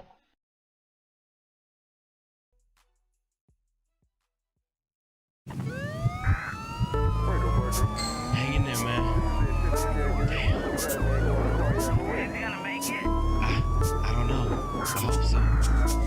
But all I do know is we've got to get him to ICU. And we've got to get him there fast. All today I've been shaking, patiently waiting, hating every moment that goes by without you.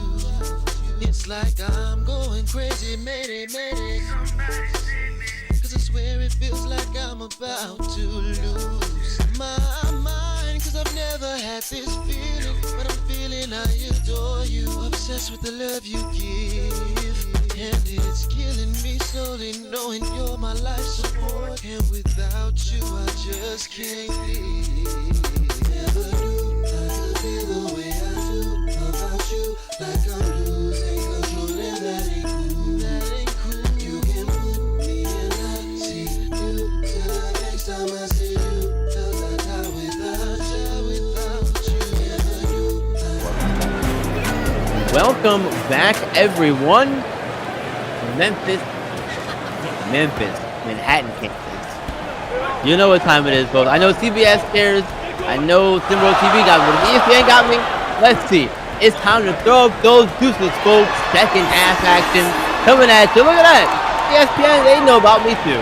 They know about me too. Ask about me. Ask about me. Oh man, 39 apiece. Kansas State and Kansas Sunflower Showdown. This has been a phenomenal game so far, and expected of a interstate rivalry, but maybe not when you look at the two teams on paper, Drayton. But we're getting a really good game here in our hands. And Jackson Whitlock, seeing one of his blocks from earlier in this game, he's had a nice piece of this game. But Nas Hall leading the way for Kansas at halftime. 12 points, 2 assists. Shooting 55% as well. Meanwhile, Anthony Wilson leading the way for the Wildcats here. 7 points in the first half for him. Roscoe Scarlett, not the guy, not having a great night so far, but that did not go. Don't fall for not there. That's Miles bringing the ball up, being guarded by Christian Kelly. Pass out for Pinkard. I'll talk here in a second. My apologies. 3-pointer up. No good. Let's get to you, Drayden. Second half started now. What does each team need to do to get back to get out of here with the win? We're all tied at 39. I think Kansas State has to finally get back to basketball. They can't just keep deciding, we're going to just muck it up until something works, because that's not sustainable. And I think as far as Kansas is playing, they're not necessarily doing anything wrong. They just aren't having their usual shots fall. They're usually a team that shoots in the upper 40 percentages, and they have guys like Madison Miles that usually dominate.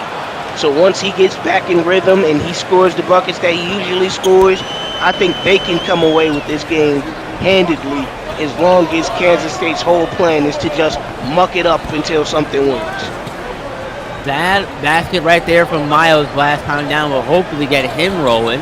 The Jayhawks take the early lead here in the second half. See Anthony Wilson with it, trying to draw the foul, but nope. Just points to the Wildcats, tying the game right back up. I mean, 7'1", 240 pounds. Charles Pinker, maybe. I don't know. Being polite if I said he weighed 180. I don't think that was a fair matchup. Somebody should have been like, "Hey, switch that," and instead they literally just let him get bulldozed in the paint for no reason. Yeah, well, look, you mentioned 180. On my notes here, it says Pinker's 185. Well, maybe we'll give him that. It'll give Jabbar Wilson the 2 points right there as well. As the Cousins score on opposite ends of the floor of their respective team, Jayhawks have the lead right back. You see Scarlett on the corner. They swing this thing around. Anthony Wilson over Jabbar. No good that time. And one and done. Jabbar fighting off Anthony that time for the rebound. Nas Paul being double teamed. Does get the ball back. Trying to dribble through two defenders, does get through him, but can't get the jumper to go. I mean, it happened to work right there, but I think it's kind of early in the game to start double teaming. Yeah, maybe a little early, but like you said, it worked out. So maybe you don't do it every time now. Maybe you do it occasionally, where he can't predict when it's coming. Yeah, you see it there, back out 3-pointer. No good. Could not get that one to go. That's one of those ones. I think that was a lack of confidence. You shooting threes that wide open and you hit the front of the rim. You didn't think you would do it. Well, Big couldn't get his shot to go, but Anthony Wilson does get his ball. And guess what? We're back to a tie ball game. Just muck it up for as long as you can. It doesn't matter. Pinkers, fadeaway jumper, no good. I like to see him try to go by the defender and score instead of a fadeaway jumper. That's not Pinker's game, right? I don't even know what Kansas State's game is. They half of the possession, they're right next to each other, and it's the bigs at the 3-pointer, the 3 guards right next to the point guard, and just muck it up until they stop us. And it's very strange, isn't it? Nothing strange about that one. Not Paul. It's a floater to go there. Yeah, a very strange style of play we're seeing tonight from the Wildcats here. I mean, it's gotten them this far. They're right here in the thick of this game with the number 13 team in the nation. They're in-state rival Jayhawks here. So something, whatever it is, it's working. Not that time though. Is one and done in that possession. Now Vega behind the back move in the contact. No good. I hate to use the L word, but at this point, they've just gotten some lucky breaks on some of the misses that have happened. Like I've never seen a team literally benefit from literally every roll of the ball going in their favor. Huberman knew it was good and let it go. 3-pointer falls, and K-State take the lead, and Bill Self will take another timeout here. First of the half. They've got 4 left. We'll take a break ourselves, folks. We'll be right back.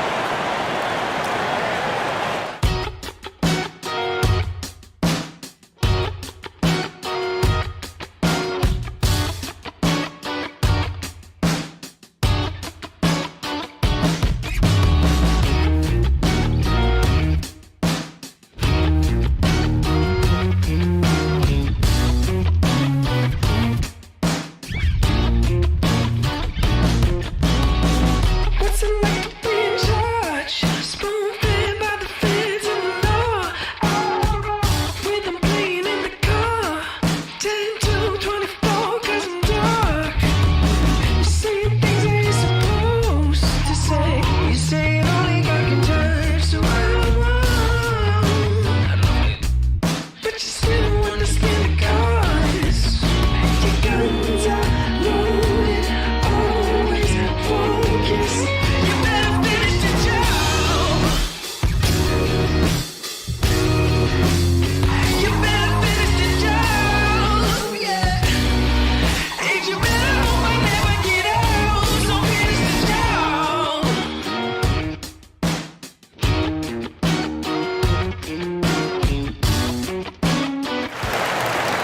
Welcome back, everyone. Got a good game here in our hands, but I want to see some more good activity in our media feed.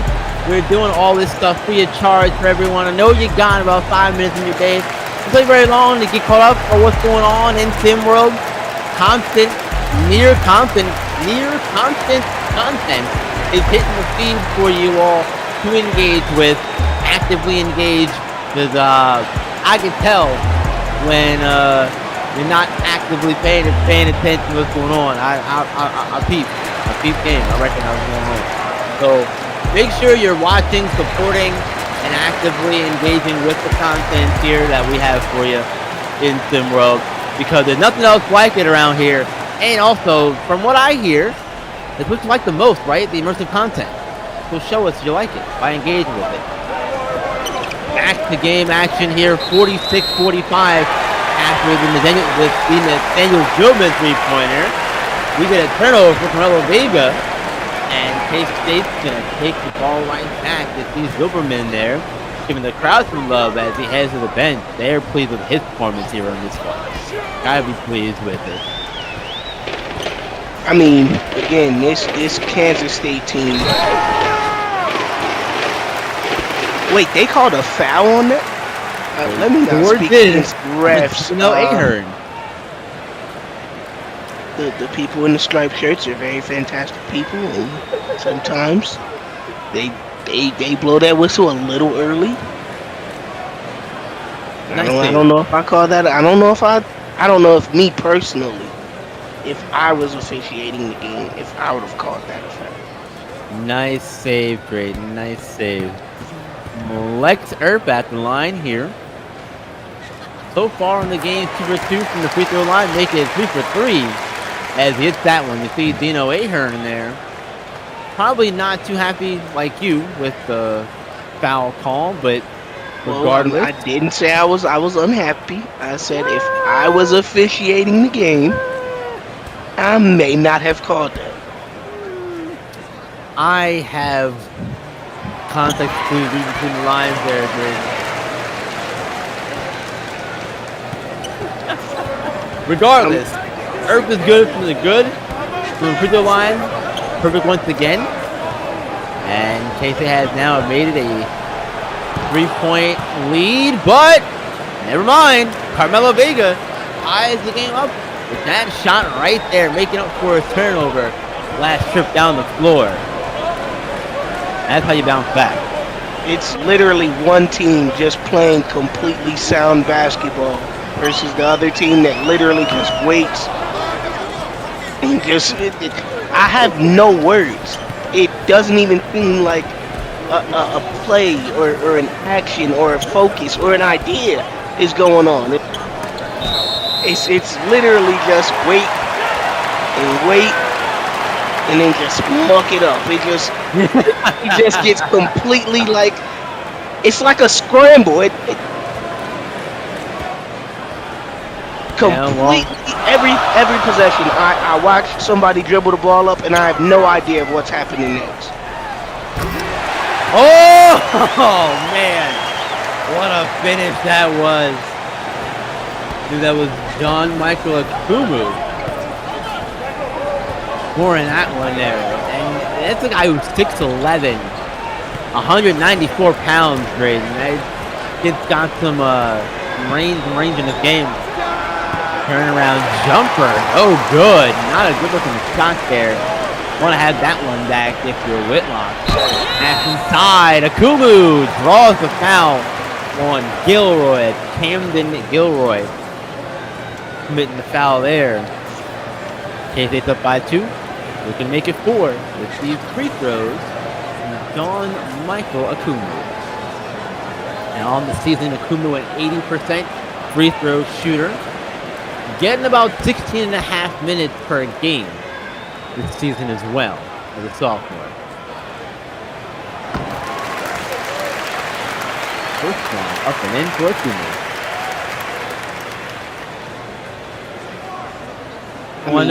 Go ahead, Braden.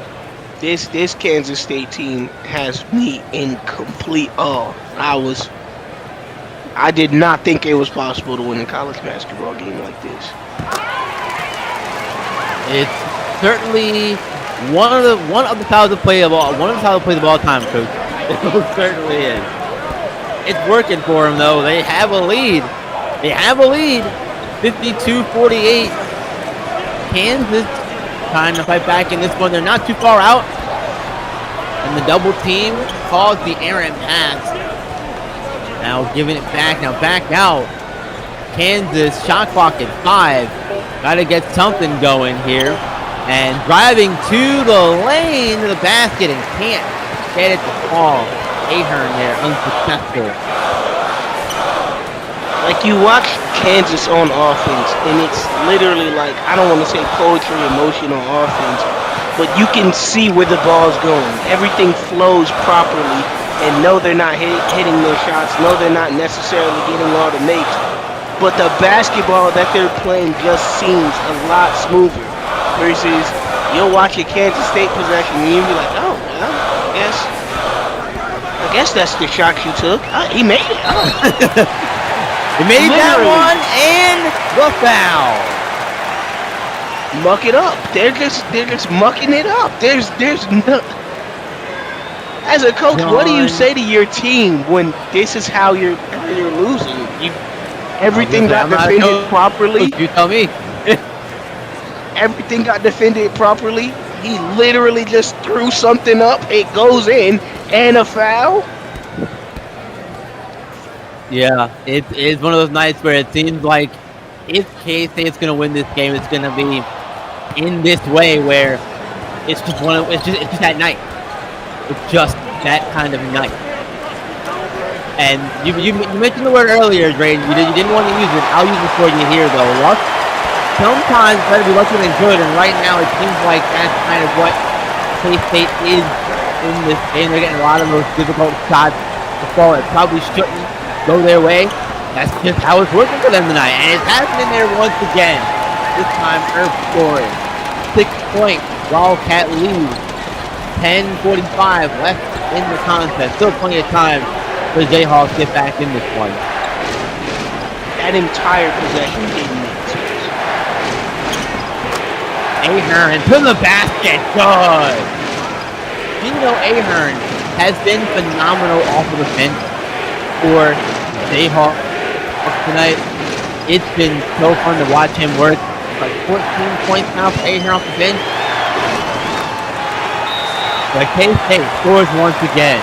Driving through, like the contact and all. Sean Michael Akumu had yourself a second half, young man. 6-point lead for the Wildcats. Right back, Coach.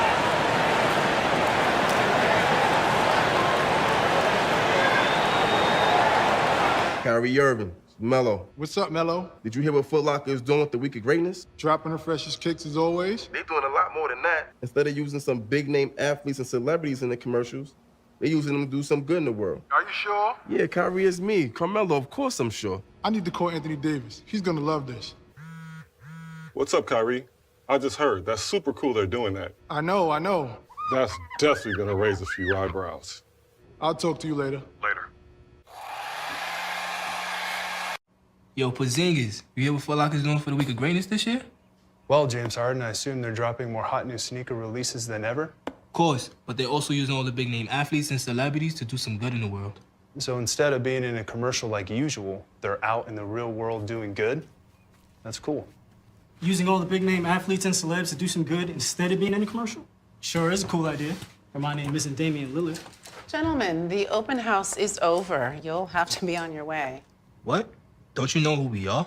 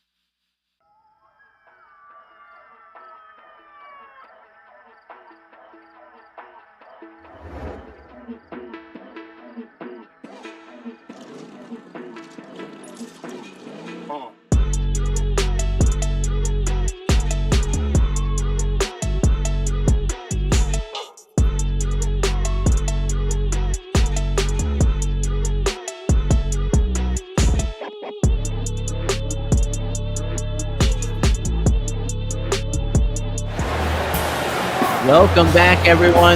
K-State they haven't quite taken control of the game, but they have done enough to be where they are, up on the number 13 team in the nation. They're in-state rival, the Kansas Jayhawks, in the Sunflower Showdown, 58-52. Great, if you're Coach South, what are you telling your kids in the huddle here as we get ready to get back to action here very quick at this time? I would say to trust our game plan, but it literally seems like we're just losing to a team that's mucking it up. It doesn't seem like they have a course of action.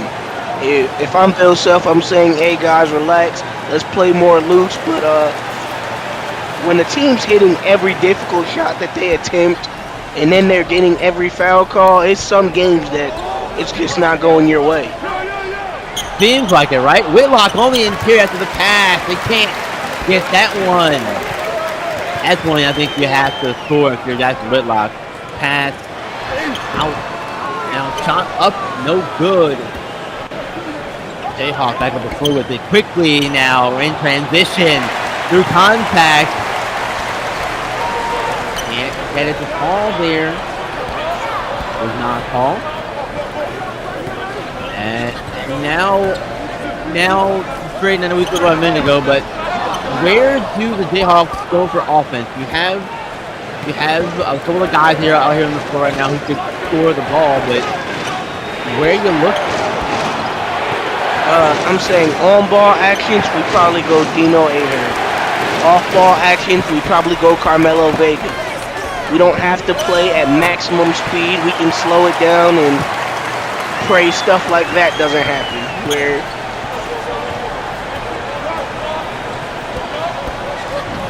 I mean, I'm not seeing enough pick and roll actions. You think maybe they're trying to play K-State's game with mucking up? I would hope not, because you can only. Well, there's that. There is that, and there's a timeout here as the Wildcats will take one. Coach Tang wants to take a break. What did I say here, though? I want to remind everybody that this is a great experience, and I want you to get others involved in this experience. Don't play yourself. Bring some people on board with you as well, where we are giving out 5,000 EM tiny donuts for new coach who's joined.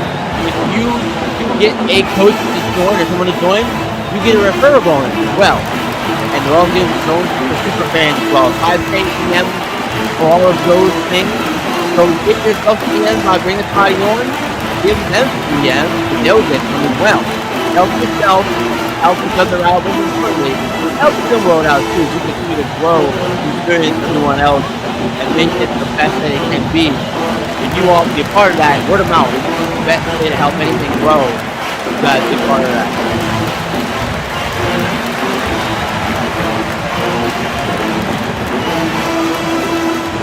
Player spotlight here. Charles Pinker not having the best of nights, real quiet one here, Drake. Only 2 points for the young man. Normally we know he is a really excellent shooter in particular.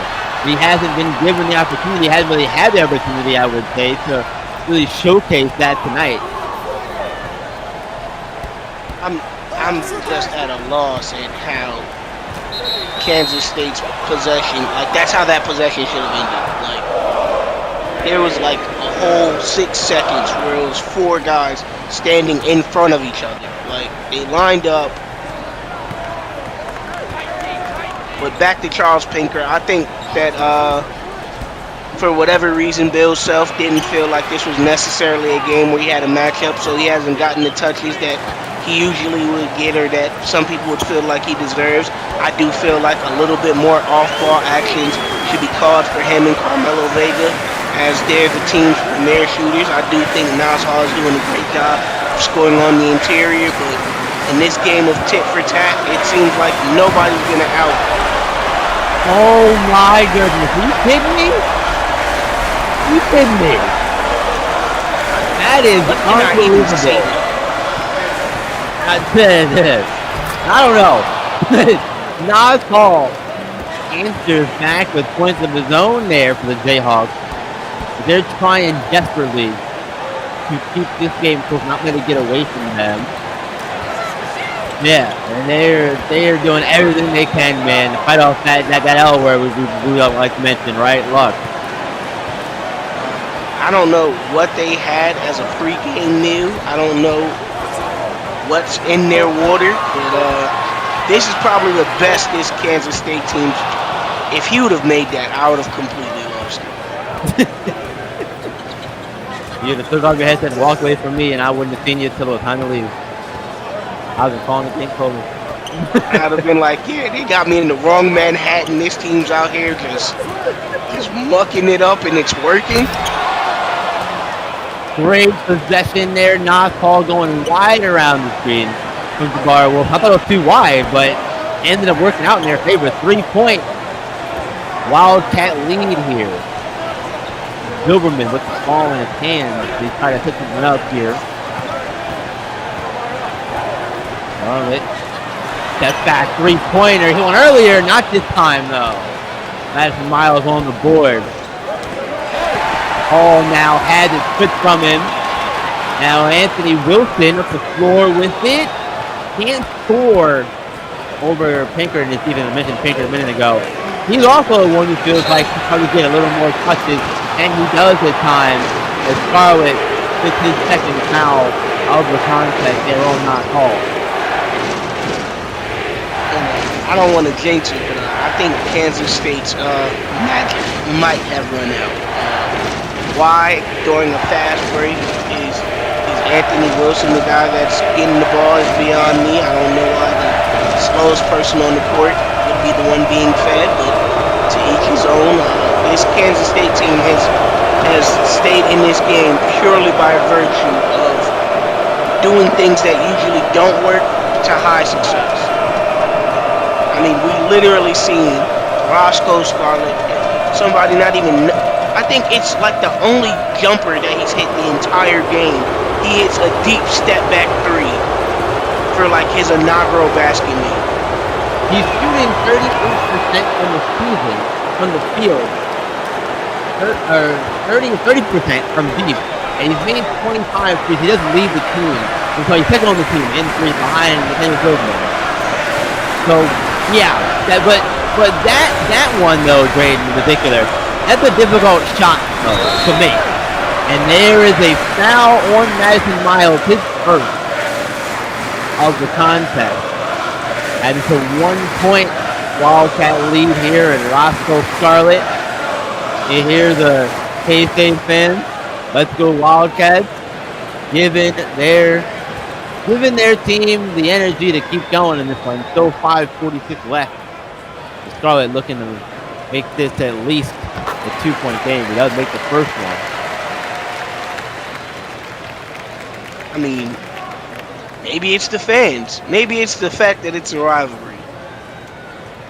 Maybe they had chicken cutlets before the. Who knows? But they have played this one in the absolute weirdest way, and I have to say, to near perfection. They're not shooting well from the field. They aren't.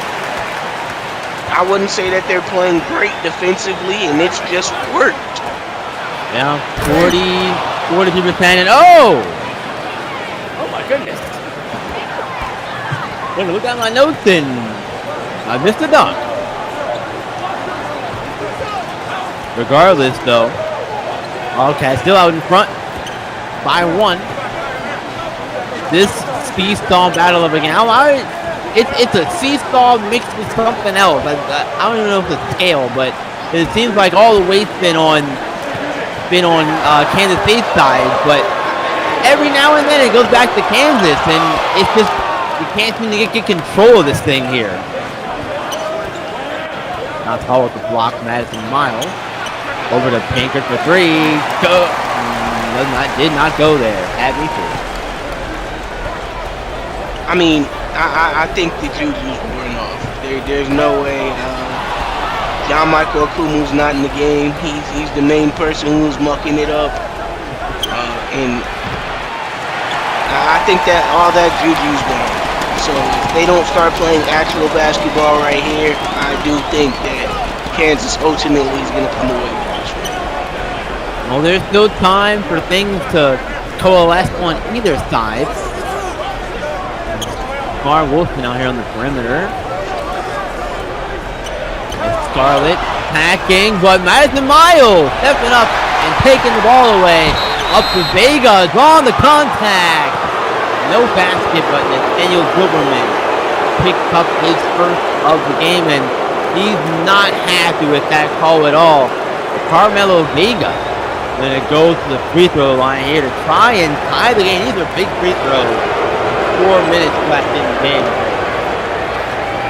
I mean, absolutely, but this is what players are supposed to be prepared for. I don't want to say this is what guys are made for, because I know kids these days don't practice their free throws. So, believe it or not, Carmelo Vega is only the second player tonight only can take free throws. Not Hoffman, the only one taking free throws tonight. I don't want to speak about the officiating if I'm in big trouble. If I speak, I'm in trouble. That's so crazy. As Vega 1 of 2 from the line, he does tie the game up.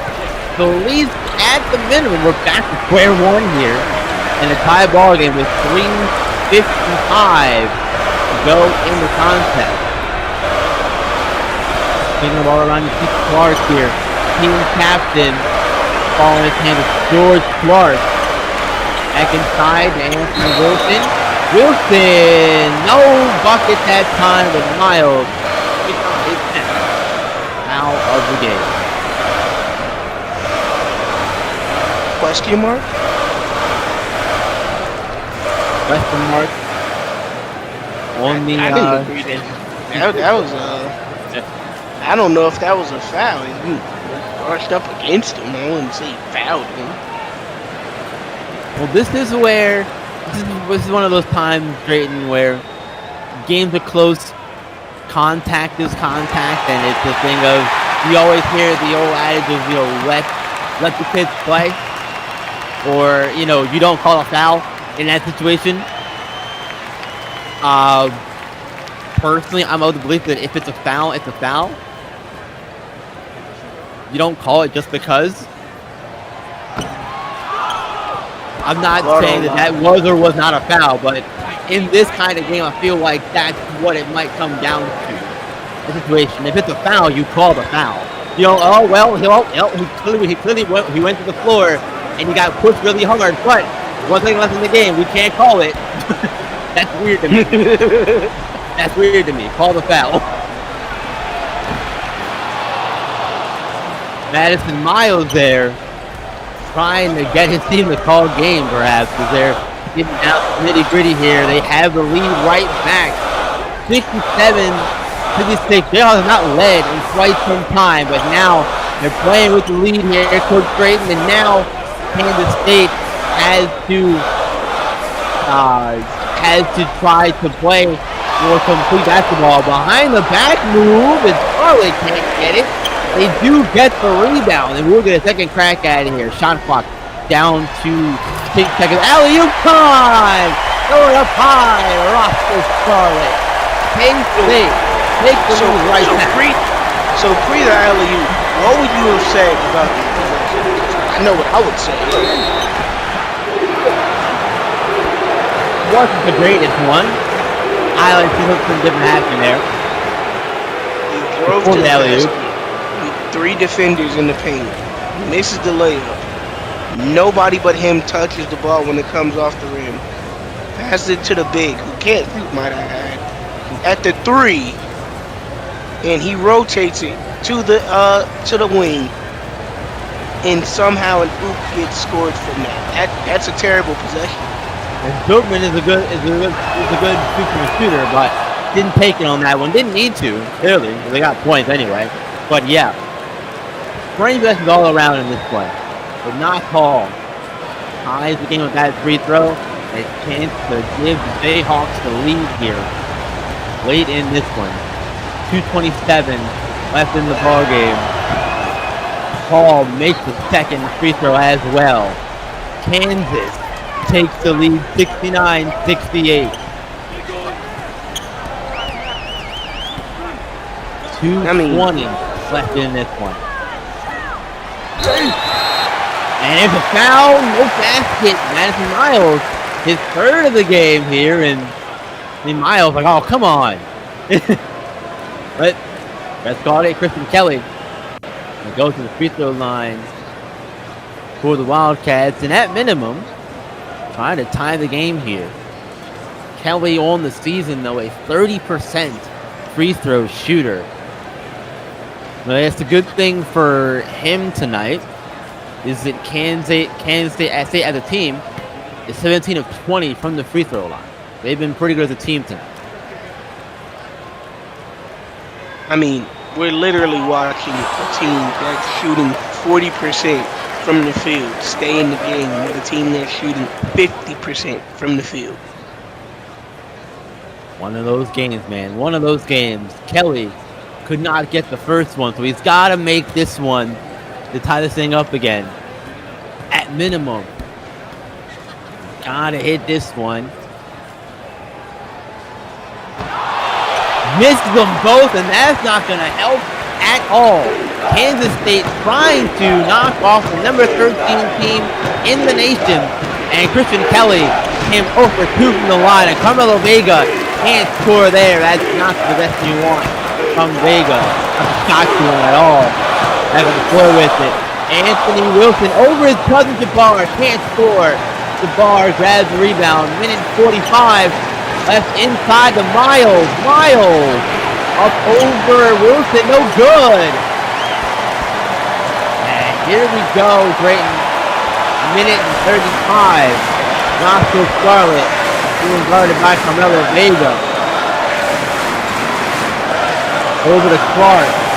Clark guarded by Hall. Hall goes to the steal. Clark over him. Good! 70-69. K-State has the lead right back. If I'm Kansas, I slow this all the way down, calling ISO or a high ball screen for Nas Hall and just let him cook. So double team went out to Hall, and Hall found the bar roof wide open in the paint. Too easy for the Jayhawks that time down the floor. Gotta make them work harder than that. Clark inside with it. Now backs it off. Brings it back in. Turnaround jumper. Good from the team captain, George Clark. Timeout, Jayhawks. 1-point lead. 72-71. K-State fired up, and this crowd is as well. We're going to take ourselves a little break here before the finish. I'm right back, folks. SimWorld, SimWorld, SimWorld, SimWorld, SimWorld, SimWorld, SimWorld, SimWorld, SimWorld, SimWorld, SimWorld, SimWorld, SimWorld, SimWorld. It's a place where average Joe can work on his craft and grow. Say you the new magic, yo. Well, why you ain't passing though? Better get you a basket, bro. Cause this ain't no Madden, no. This is real ball life from prep to pro. Gamar Park, this ain't no fashion show. It's the opportunity for you to be the one to shoot the three. In the clip, game on the line. They like, who is he? Must be the 2-3 or 2-4. The one twice. Coach saying do more. Scouts like that boy nice. Drive up the price. Push up the stock. Build up your name. Yeah, stir up the pot. Piss off the eye. As a player or a coach, here it is, dog. SimWorld. This is your shot. Yo, yells. SimWorld. You know your boy gotta get some of this, right? SimWorld. Rick Blaze. SimWorld. Ladies love. Let's go. I be on some ballers. Trying to get my hands on a scholarship. Pretty young thing already knew my name. Said she wanna try out on the scholarship. Hold up, let me PG it. Porn go past, but you know I'm gon' do it. Podcast fast, big Bob on the snacks, and you know I'm in my bag when March can't beat it. Baby, I be drippin' with my foes tipping. Shot out to the ballers, no bull like I'm Pippin. Rick Blaze hit him with the freestyle. SimWorld Hoops, man, them boys wild. SimWorld, SimWorld, SimWorld, SimWorld, SimWorld, SimWorld, SimWorld, SimWorld, SimWorld, SimWorld, SimWorld, SimWorld, SimWorld, SimWorld. And then, when their lead expanded, they turned into a highlight machine, except for the problem was there was no film in the camera.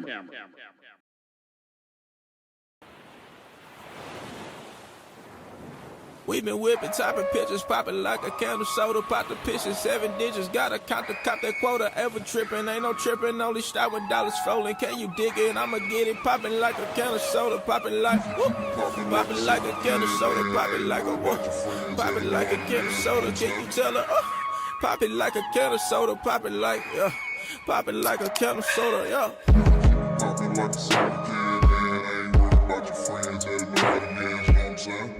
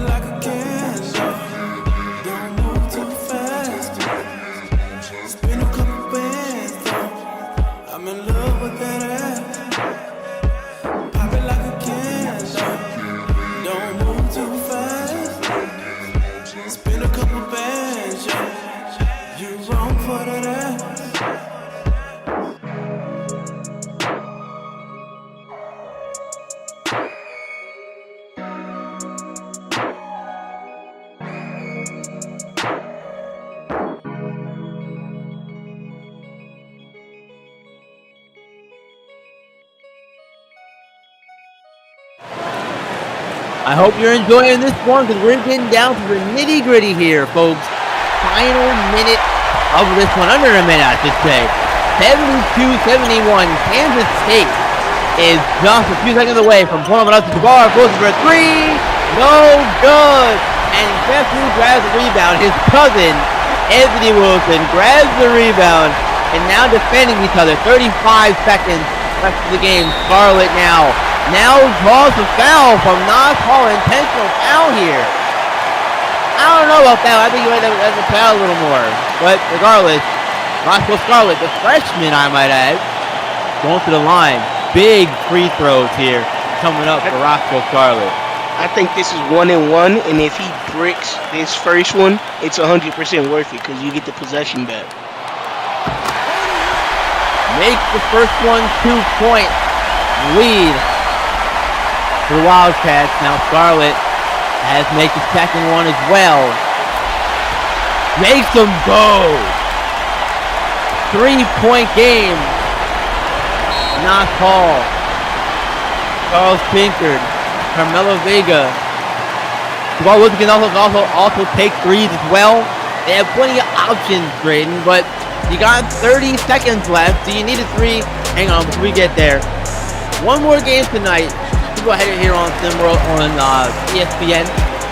Arizona going on the road to face Washington State. Wazoo up there, the Cougars.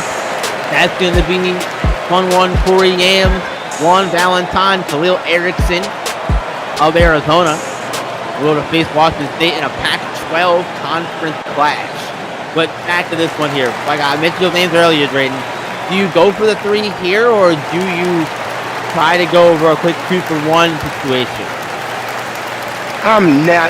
With the way Kansas State is playing, I'm not trying to give them a chance to score at all where they have the lead because I don't know what it is or how they're doing it, but their shots have been falling at a crazy clip. Right here, I'll probably go with some veteran leadership, and I'll probably get the final shot to Carmelo Vega. All right, well, we'll see how Vega be doing the inbound in here. Almost back court. Stein now back out. Bringing it back around here. Quickly to Miles on the interior. Miles turnaround jumper. No good. Anthony Wilson grabs the board, and with 13.7 seconds left, Miles picks up his fourth foul, and Ross Scarlett going back to the free throw line. These free throws here very well could steal this one and give Kansas State the upset in the Sunflower Showdown. They can get these free throws to fall here, knock off number 13 team in the nation, Kansas Jayhawks. Little disappointed in Madison Miles right there. As a leader on this team, a veteran player, definitely somebody who's SWBA level talent. I'm expecting a high IQ player, and I don't feel like that was the best possible shot your team could have gotten. Well, time winding down here. Three-pointer up, no good, and that's going to put this one away. That was the last gasp right there, Coach Creighton. And by some miracle, Kansas State is going to win this game. And they are going to move to 10-8 on the season, giving them their first win in Big 12 conference play. Kansas is going to fall to 12-7 on the season, and they'll also take their first loss in Big 12 conference play. 76-71, number 13, Kansas goes down in the Sunflower Showdown. I'm V-Ron for head coach Todd Creighton. See you next time. Game 3 is coming up here. Don't go anywhere for that one, folks. Arizona and Washington State. See you for that one very, very shortly. Remember, SimWorld's the only place to see the game, be the game. Muck it.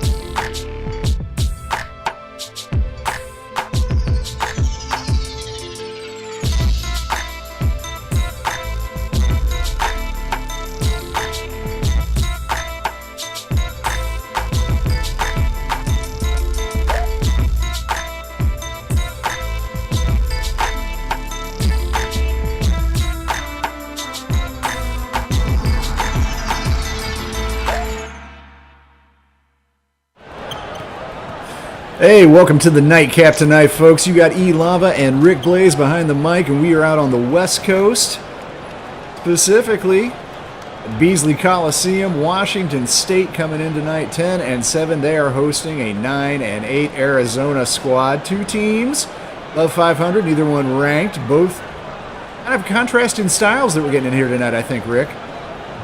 Yeah, we got two teams that's looking to get 2-0 in conference play. They're both 1-0 right now, and we have the inside game for Arizona Wildcats as their strength up inside with Valentine and Corey Yams and company. And then for the Cougars, they can do a little bit more on the outside. They got some shooters that's ready to go. So it's interesting to see whose style can win out in this game. All right, we are underway. Washington State controls the tip. They start out here. Washington State in the backcourt. Asher Benedict and Hugo Fields. J.D. Reyes, Javonte Russell, and Travion Sherwood. Getting a little closer to the basket. And right now it's Reyes out on the perimeter. Shot clock down to 5 now. And deals. Nice dish. Great stuff, Javonte Russell. Good pass. Yams tried to cheat over on the help on that pick, and they caught the back door on him. Javonte Russell, the senior, taking on the talented freshman Corey Yams tonight, and that is a battle down low to watch. It could have a marked impact on who's going to win this game tonight. There you see Corey Yams gets it down on the blocks, turns, uses that right hand, won't go, bats the rebound out of there, however. Yes. In the hands of Cole Erickson.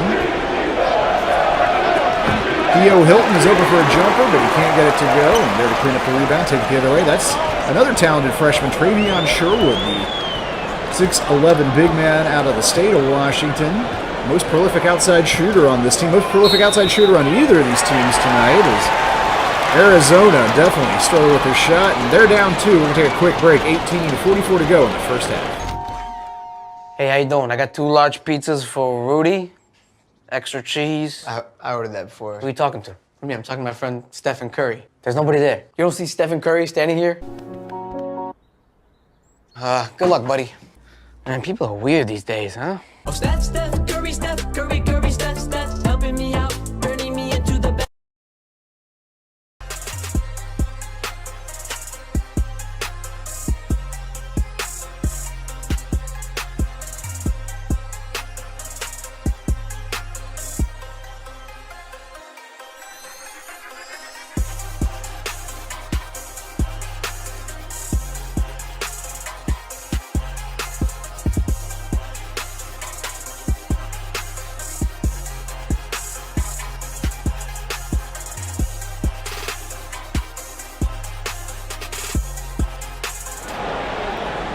All right, Arizona down 2 early on, and the Cougars have the ball. Seeing if they can improve to 11 wins on the year. It's been a surprisingly good start for the Cougars. Not a ton expected from them, but have started strong. And let's give a little bit of credit to that man right there who's got all 4 points in this game. Javonte Russell, 6'9" senior out of Oak Harbor, right here in the state of Washington. That's a good sign. If you get your senior starting you off right, that's a good sign. He's used to the impact. He's used to the crowd. He's used to the conference play. That's always a positive. About 14 points per game. And ooh, there is another talented upperclassman going to work. That is Juan Valentine. That was a tough shot, boy. Out there. Yeah, 6'8" junior. But he has silky skills on the court. Not necessarily going to dazzle you with athleticism all the time, but just super solid, fundamental, high basketball IQ. Oh, and he picks up a foul there. Oh, it's terrible. Yeah, he never fought a jump shooter, E. That's rule 101 when you playing defense. Can't tell if he's upset at himself or if he thought the ref got that one a little bit wrong, but it doesn't matter either way. Travion Sherwood heading to the line, averaging 9.4 points per game, Sherwood, and shooting just a hair under 70% from the free throw stripe. And mentioned he's the most prolific outside shooter in this game, in spite of his 6'11" frame. He's very much a modern big, folks. He's canned 31 triples so far this year, and he's knocking them in at a 50% rate.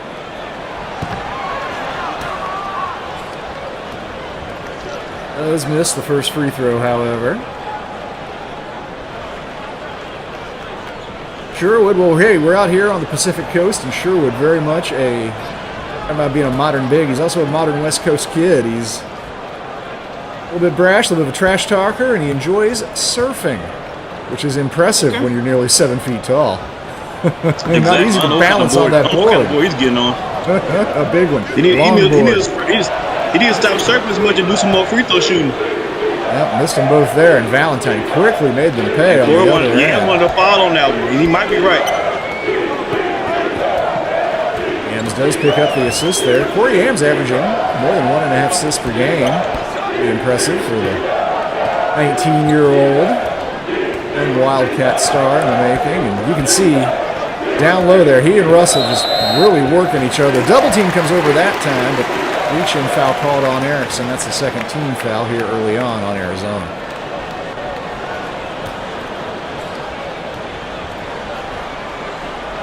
Ozu on the inbound. And so far, it has been the Javonte Russell show on offense for them. J.D. Reyes has it now. 3 on the way, and that won't go, and that has really been a weakness for both of these squads, is the ability to hit from long range. A lot of that going on for both of these squads so far in this SWU season. Yeah, the difference with being Washington State has good pass. Washington State has the team to make the three. They've just been struggling this season. Arizona, on the other side, doesn't have those traditional three-point shooters on their team as of yet.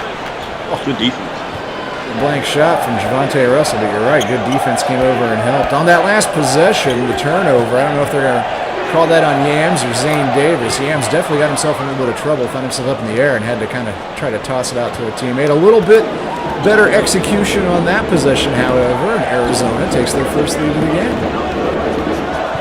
Good ball movement early on with Arizona. I like the passes that they're making. 2 or 3 looks before somebody can get a shot up. Well, the mid-range right there wouldn't go. Long shot, won't go, rebound, battled around, and Russell comes up with it. He has been an imposing force so far in this contest, early going. Oh, nice dish from Russell.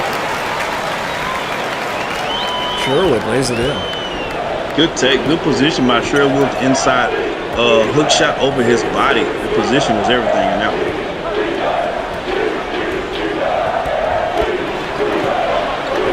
Lays the screen, trying to work inside here a little bit. That's a terrible shot. Yeah. Oh, but look at Valentine bail out, but the block. Zane Davis has it for an open 3, and he cans it. And boy, is Arizona, and particularly Zane Davis, shooting under 30% from the field, under 25% from 3. And he came into college game known as a sharpshooter from the SimWorld prep days.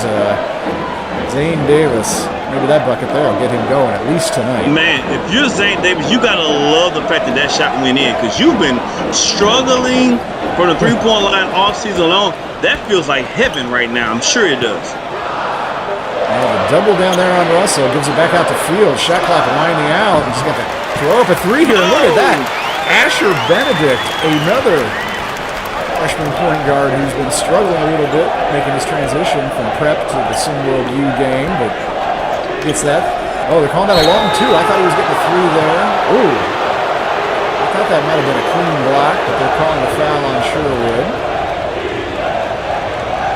Yeah, they gave him a long 2. He wears a size 12 sneaker. He needs to be a size 11 and a half. Yo Hilton to the line, the sophomore out of Jamaica. 6'6" wing player. Jamaica Queens. Jamaica. Oh, no. The islands, Jamaica, from Duncan's, Jamaica specifically. If anybody's been through Duncan's, maybe on a vacation, stopping over, see some folks in Jamaica. The only Duncan I'm aware of is donuts. I bet they got those in Jamaica too now. Hilton hits them both. 3-point lead for Zona. Early going here. Tommy Lloyd's team on an 11-4 to run. Oh! They are going to count that. So, count the bucket and the free throw. Tough shot, but Darian Funderburk junior out of Spokane. Chance to tie this game up. Just muscled that right up and in. Good shot. Good concentration on the shot. Yeah, that's a good one. I like that. Thunderberg. Another State of Washington product. Coach David Riley is recruited here. Coleman. Good mix of young talent and upperclassmen like Thunderberg and Javante Russell. Getting it done for Washington State this year. Part of the reason they have jumped out to that surprising 10-7 mark. It's always good when you can recruit your home. That says a lot about your team. It says a lot about your coach. Whenever you can get your hometown players to come play for you. It's DeJuan Litton Cordova, the sophomore out of Window Rock, Arizona. Turned it over right there. Stepped on the baseline. And the ball going Cougars' way. You can see some players getting a breather. And one of them, Hugo Fields. Sit for a minute. Yeah, I was about to say. I may have one foot on one side, one foot on the other side. You gotta make a decision in life, son. Jeremiah Nestor with the freshman mistake. Young guard just gave it right back to Arizona there, and Cordova now running the show, has it out top. Zane Davis still in the game and with the ball right now. Or Yams also getting a breather, but Valentine's still out there and calling for it down on the blocks. They haven't found it yet. I think Zane gonna see if he can make two of them things. Two in a row, asking a little bit too much. Oh, pulled right up for a three and drained it. Wow. Well, the freshman made up for that turnover there, Jeremiah Nestor. Yeah. My man stopped, dropped, shut him down, and opened up shop. Giving up a 3-point lead for the home team in the process. And good shot. Driving, tough drive inside. Well, that's Khalil Erickson. 6'4", sophomore wingman out of Washington, D.C. Only a sophomore, but already considered one of the leaders of this Wildcat squad.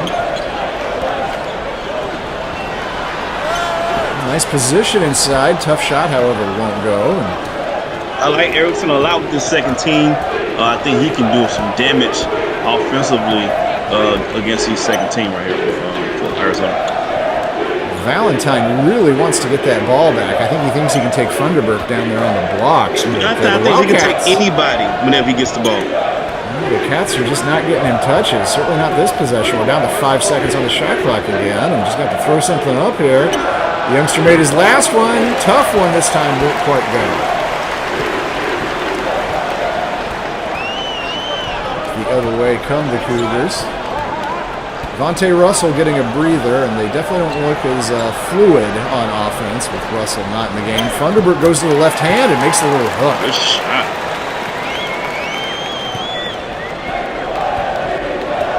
That's a good lefty by Thunderberg. Really was Darian Thunderberg. Known as a team player, and he should be. He once saved a teammate's life by applying CPR in a game. Wow. I know, his most impressive thing ever done on a basketball court, and it's got nothing to do with blocking a shot, dunking, making a three. Something even more important. The young man whose life he saved, he's a legend in his household, that's for sure. That's right. Always be speaking his name. Some praise on it, a little bit of respect on it. Yeah, he get the big piece of chicken when he come over for dinner. Feed inside to Sherwood. A nice little move from Sherwood, but the shot wouldn't go, and Davis clears off the rebound, brings it up the other way. Just about halfway through this first half now. A pretty packed Beasley Coliseum. Got to say, these Washington State fans turning out for their team, which is performing so well, and come up with a turnover there. I can see it now. This is going to be a game of possessions. It's going to be one of those slow them down, beat them up, drag them out games. Where every possession is going to mean that much more because it's not going to be a lithium. And that's 2 turnovers in a row by Arizona. They need to get it together. I'm impressed with the youngster, Jeremiah Nestor, the freshman, number 20 for Washington State, has been doing well. On the other hand, that is 3 straight missed shots from Sherwood, but look who is there. Once again, Funderburk has played some major minutes here coming off the bench, and he's got his Cougars up by 5. Arizona, Coach Tommy Lloyd wants to get a timeout here, talk things over with his squad. 10:19 to go in the first half. Don't go anywhere. We're coming right back to SimWorld TV. Car's all yours. Thanks. Cars.com's expert reviews made it easy, but... Shouldn't there be more back and forth? You missed the drama, right? Yeah. Maybe this will do the trick. Oh, it's a puppy. Not a puppy, a wolf. What now? He's a wolf. And that is its incredibly protective mother.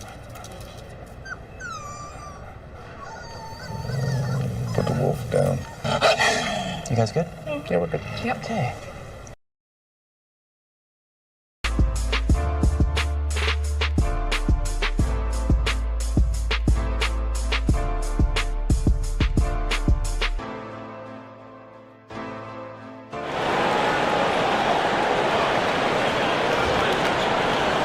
All right, now we are back. Let's get to it. E, while we have some time, let me get some shout outs. Yes, sir.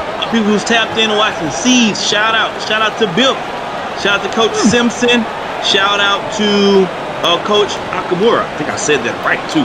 I think you did. Shout out to Monte Parsons. Shout out to Jay Madoria. Shout out to you guys, man, who's locked in, who's tapped in. Shout out to everybody on Twitch who's watching it in every other way that you're watching it. If you had your girlfriend's phone in your hand and you're watching it from there, shout out to you too, and tell your girlfriend I said hello. Well, there you have it, folks. Got to get some of those shout outs in there. Washington State, a little bit of a surprise team. Not gathering a lot of buzz yet outside of the rankings, but they've had a nice start to their season. They've looked pretty nice tonight, jumping out here to a 5-point advantage. It is Arizona ball as we get set back up here, but we start to this one. Washington State, Arian Funderburk, 7 points, leading the way. Good play, good shot. Up and in. Yeah. Way to The get freshman, creative. too, Mustafa Bamba, Kanarki in Guinea, the continent of Africa. Let's lead down to 3, and the ball is on the floor, and it comes Let's up. see some highlights. Showtime. Oh, we do see some no. highlights. It was not the ones we were Rejection expecting. time. Look who got that, Rick. Look who got that. None other than this talented freshman, Jeremiah Nestor. Jeremiah Nestor and Darian Funderburk leading Washington State here. Wow. You didn't have that on your bingo card coming in. I did not. What a Lemony Snicket's turn of events that was just then. Tough turnaround, won't quite go, and rebound, Darian Funderburk just having a great game tonight. And also Jeremiah Nestor, ball back in his hands. He's driving inside, puts it up, can't get it to go, but he's going to go to the line, picks up the foul on Litton Cordoba. Jeremiah Nestor, where has David Riley been hiding him all season? He's a quiet kid. You don't necessarily notice him a lot, but boy, you got to notice his game tonight. Yeah, he's been a spark for this Washington, for these Cougars team so far tonight. And they a big reason why they up 5 right now with a chance to go up 7 at the line. Nestor has the first one up. Gets it to go. Nestor, 6'3" guard out of Salem, Oregon. Was not a highly ranked, highly recruited player. But boy, staff here on that Cougar bench saw something they really liked in him, trusting him some major minutes tonight, and he is coming through. That's them both. Now, if I'm Arizona, I'm a bit concerned with this lineup. I don't see a bucket getter on the court for Arizona. I don't see Valentine. I don't see Erickson. And the Corey Yams has been on the bench for quite some time as well. Yes, Where do they yes, find he their has. offense? They That's didn't not find it. at that position. Another rebound for Funderburk. I don't know what coach is doing. You can't have all of your scorers off of, on the bench at the same time. Your best lineup is sitting on the bench right now, coach. I don't understand that concept. Oh. That's a terrible pass. Well, Funderburk, well, first, you know, I've been over here singing the freshman's praises, but Nestor dribbled into trouble there.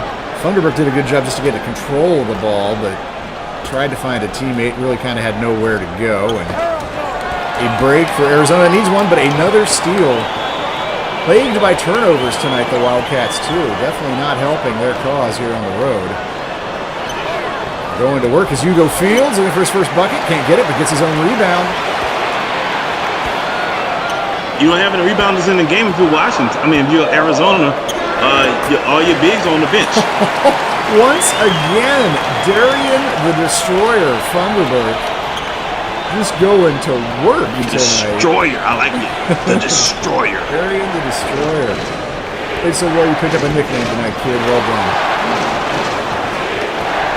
Here on this end of the court, Mustafa Bamba. Bamba's game is still pretty raw, but the 6'7" forward, athletic, ought to just given talent, God-given talent, and using it to good effect. He's got 4 points in this one. Gets a calming bucket there, but the lead is still 7. Zoo looking to extend it. That's too easy. That's too easy. That's way too easy. That man's giving up about 40 pounds right now. That was way too easy. If you can't give Javonte Russell a hard time with that, and there you go, Corey Ames up off the bench for Arizona. You can't let Javonte Russell do that too many more possessions. Oh, there's a nice drive. Well, Theo Hilton, averaging almost 11 points a game. Gets a bucket there. 7-point lead, 7 minutes to go, first half.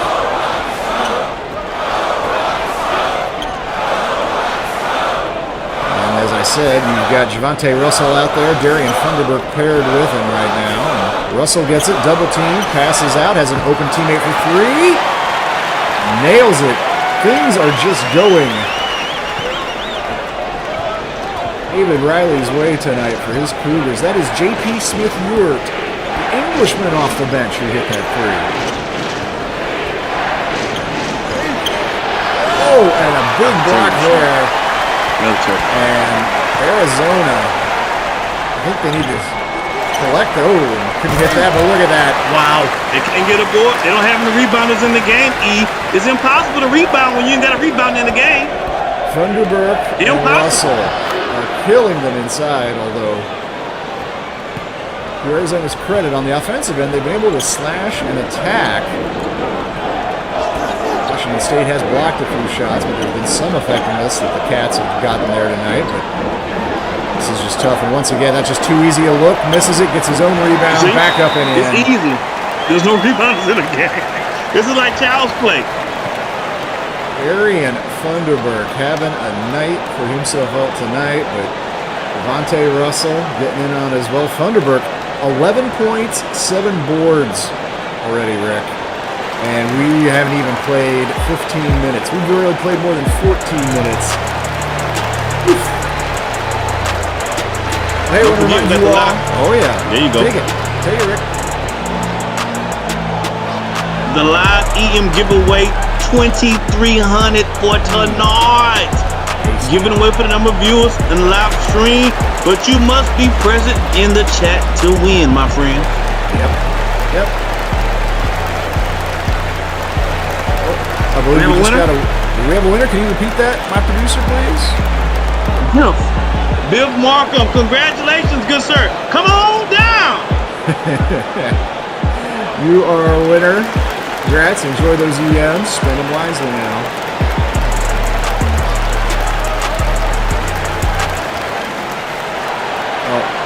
Washington State jumped out to an early 4-0 lead, gave it up, but then they stormed back, and up by a dozen so far. And Arizona getting outplayed, outcoached, out everything at this point, I think, is my unvarnished And if you're Arizona, this is not what you want to be. First of all, he shouldn't be shooting this shot right now. That's first time. Nope. I just told him he shouldn't be shooting this shot. I don't know what he's doing right now. He shouldn't be shooting that shot. But if you're Arizona, you don't have the firepower to come back double digits often against many teams.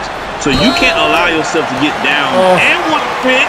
You can't allow yourself to get down this many points because you don't have the offense per se to come back from 14, 15-point deficit. It's going to be a long climb back for him. J.D. Reyes,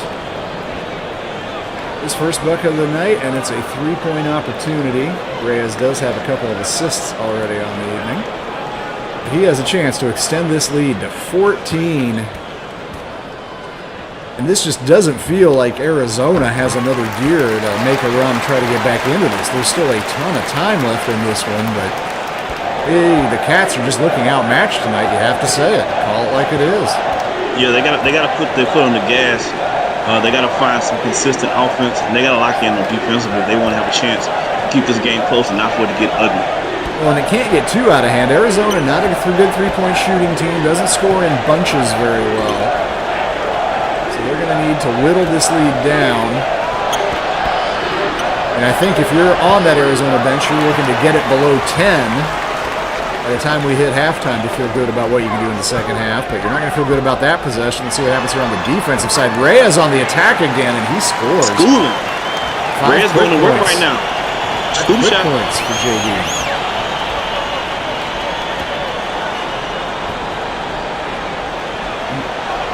Will Erickson is out there with Yams, Valentine, in the hands of Hilton right now, who gets it back over to Erickson.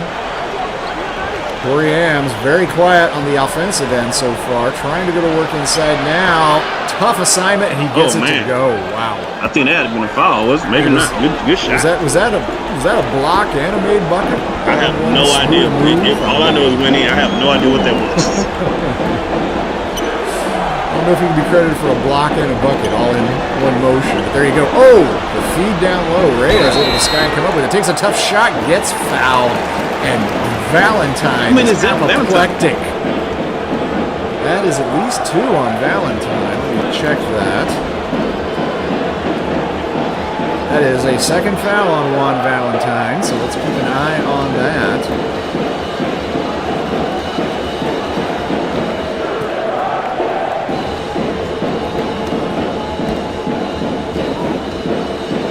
Reyes at the line.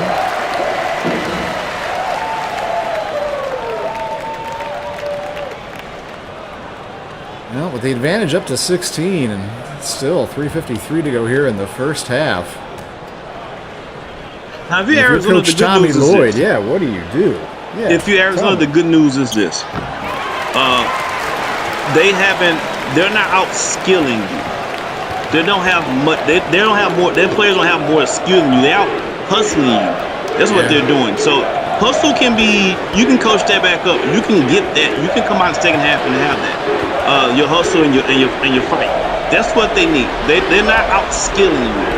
So that's the good news. It's not like the team is that much better than what the score is insinuating. But you got to have something in your plan. You have a game. There you go. You got to go to your bread and butters. Not all the frills. Get to your spots and make some plays, then you got to lock it down defensively for sure. Wasn't an easy shot, but Valentine able to get that go in off glass, cut the lead to 15.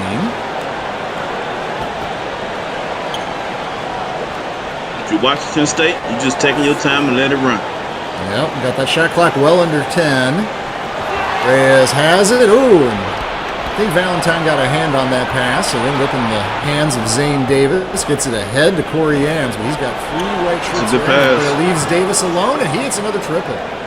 You see what I mean? You got to be composed. You're not out of it. They're not out skilling you.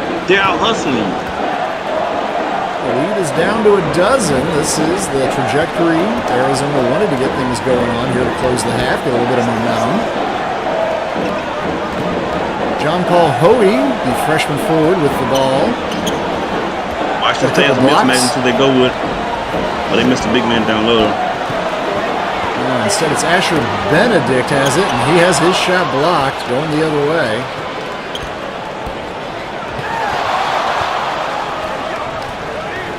Unable to get any transition game going there. Have to set up back in the half court. Yams, double team on him, fakes the jumper, and gets tied up. Oh, you brought it back. Hey, Yams had a good fake. He brought it back down where the little guys are, and you know they're going to be all on you. It was J.D. Reyes that tied him up. Reyes getting a little breather here, going to the bench.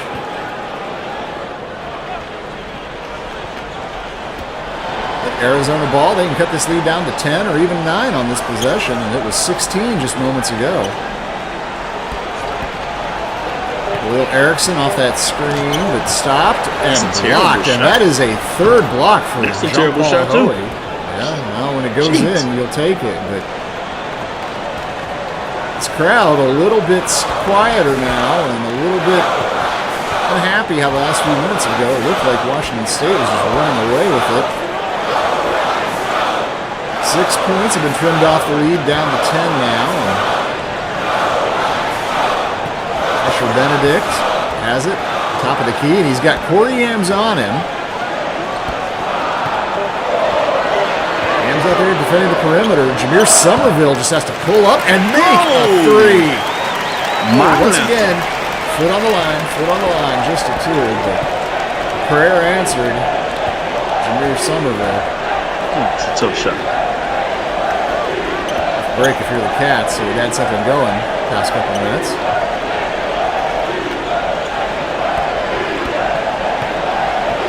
On the drive, Hilton. It take too long to get to their offense. Shot just would not quite go down for Theophilus Hilton.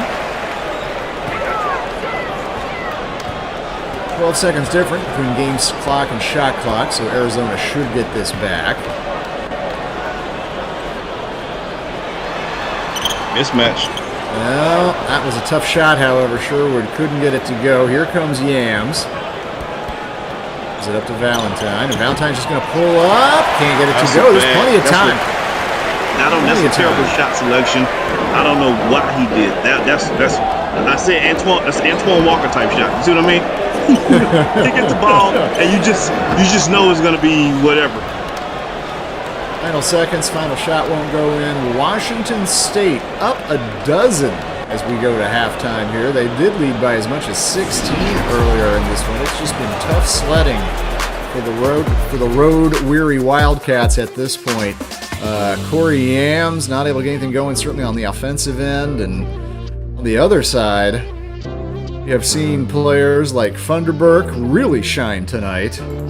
For Washington State, big part of the reason why they have this halftime lead of double digits. Yeah, and for Washington State, they took advantage of Arizona's bigs all coming out of the game. You had at one point Valentine out, you had Yams out, you had their big, and so what they did was they started turning the ball over. Arizona did, and then Washington State started getting second chance points. They had 8 second chance points during that time. They had that 16-point lead. You can't let that happen if you're Arizona. You got to make some coaching decisions. You got to have your best men on the court at all times if you want a chance to get back in this game in the second half. Look at that, folks. Darian Funderburk, 13 points, 8 boards in one half of play. See if he gets his double-double when we return after our halftime break.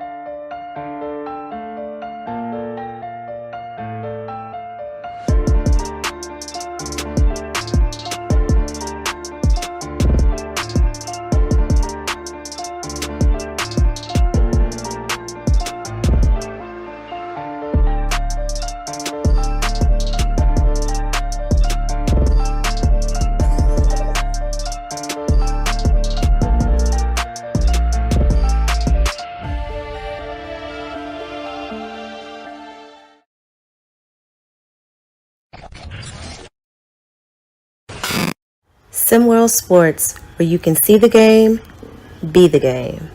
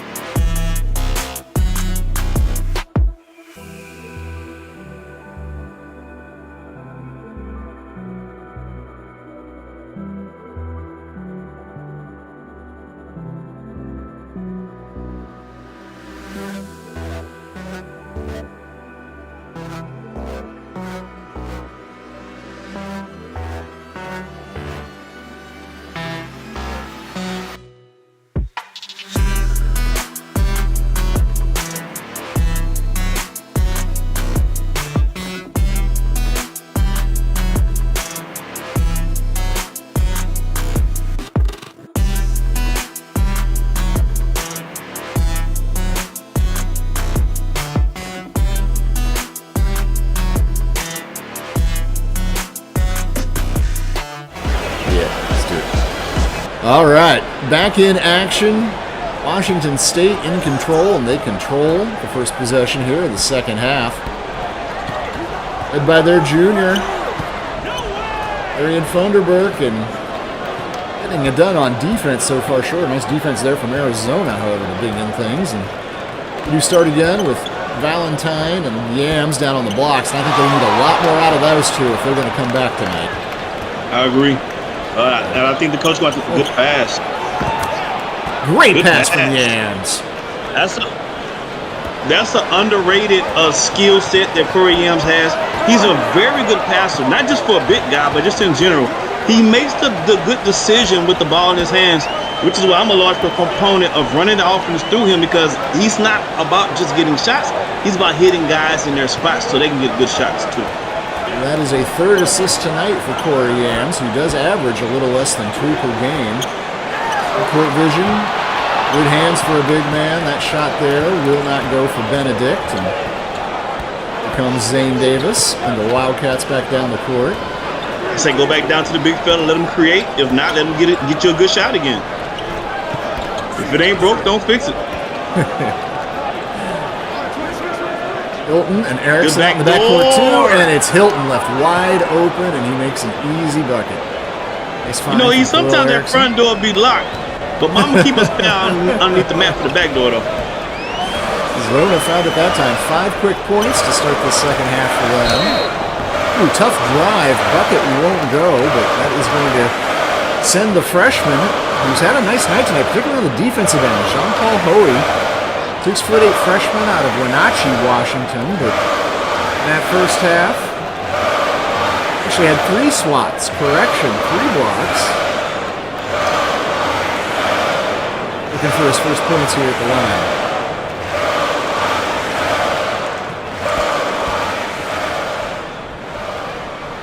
75% free throw shooter on the year, and the first one looks pure there. Good shot by the freshman. Well, Hoey playing major minutes tonight. He is the 10th man on this squad, averaging just 4.9 minutes per contest coming into this one, but played some excellent defense in the first half and earning a little bit extra run here. Coach David Riley liking what he's seeing. Keeping him out there, and he gets both free throws to boot.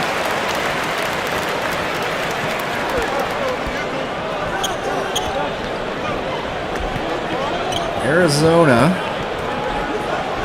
was 2 of 4 on 3-pointers in that first half, but don't shoot they that. don't. Good Erickson. Shot. Wow. Erickson over multiple defenders inside. Well, some of these shots are tough, but they're falling. Well, he's just he's tight. Good shot, Erickson. Sherwood, he's had a tough night shooting the ball. That's a difficult shot, but he gets to go in. That's big boy move with that E. That just means I'm in the gym and I've been lifting. Sherwood, about 215 pounds on that 6'11" frame. Definitely has some room to widen it out, get a little bit thicker, a little bit more solid, but just a freshman. Bad news for the rest of the Pac-12. Travion Sherwood's just a freshman. 3 on the way from Davis, and he's got 3 tonight. High steps out of that corner. Nice to see Zane Davis playing with some confidence. Yeah, and another good pass from Yams, another assist. All Zane Davis' made baskets has been from Corey Yams' passes. I'm telling you, they're looking good with the starters coming in. It's a 6-point game. Don't look now. But we got an extra game on our hands. Now, I know everybody's going to spend extra time at the restroom and in the stands and get some nachos. You better come on back to your seat. We got a game going on. Aboard, folks. Just go ahead and take any empty seat that you see. I hope it's not contagious. So I do have it.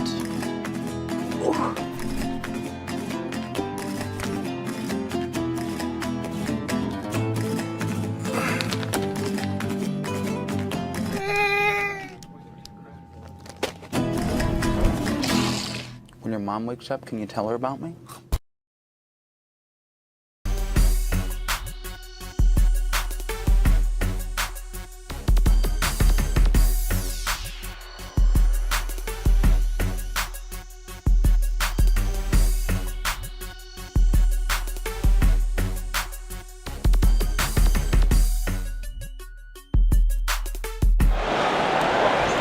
Hey, we are back. 6-point lead.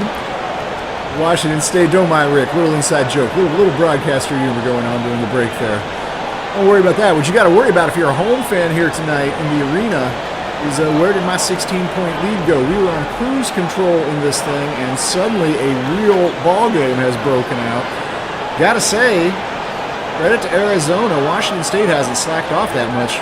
Arizona has just been hitting some tough shots, bringing some good energy, making it work. 10 points now for Theo Hilton to lead the way. 9 points for Zane Davis. He's 3 of 4 from three-point land. And that's what I said earlier, even when they was down 16. It's not like Washington State has better individual play than them. They was out hustling them, and they was getting second chance points. They were just being more active. And now Arizona's matching that energy, and now we got a game. Benedict rolls around the screen, but nothing really there. Now, why Yams is not back in? Yams, does he have asthma or something? Maybe I'm gonna ask him if he has asthma, because I don't understand why he's not the game right now when the team is coming back and they're still down, and he's been part of them coming back. I don't get it. Juan Valentine is still out there, and he has the ball deep in the corner. He must have asthma. I'm convinced now. Erickson, Zane Davis, Khalil still in the game.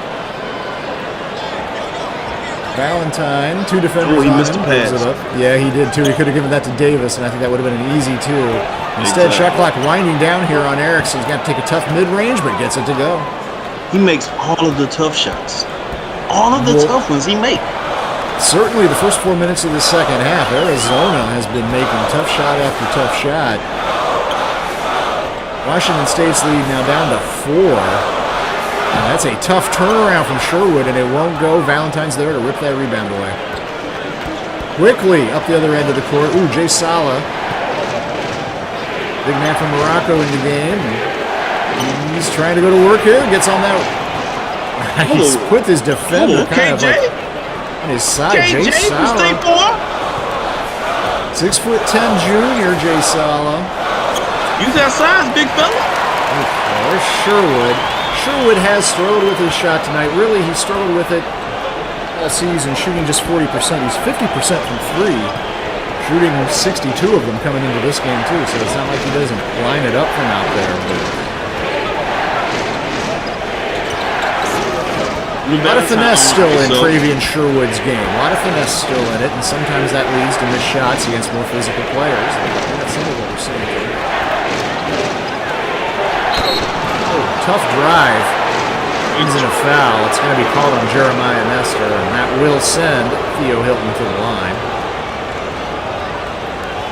Good. And you know what? I'm a big fan of those fouls that don't end in N1s. I like that. If you're going to foul them, Daddy, go ahead and get your money's worth. It still count as a foul anyway. Let him know you meant it. Hey, like my dad always say, you might not win the fight, but he better know he was in one. Yeah, there was in one. That's right. That's right. This free throw is good. A lot of subs coming in the game for Arizona. Hilton getting some Hilton staying out there, excuse me. Sherwood coming out, and Darian Funderburk has entered the game for Washington State. Some positive things for sure happened for Wazoo tonight. The destroyer. Darian the Destroyer. Back on the court. See what he can do. Well, first they're going to go a little bit more traditional here. Feed it down into their main option, Javante Russell. You can't get it to you go. You got to give it to the destroyer, baby. There's only one destroyer on this court. Oh, nice feed ahead. Nice defense there. Thunderbird got not a destroyer.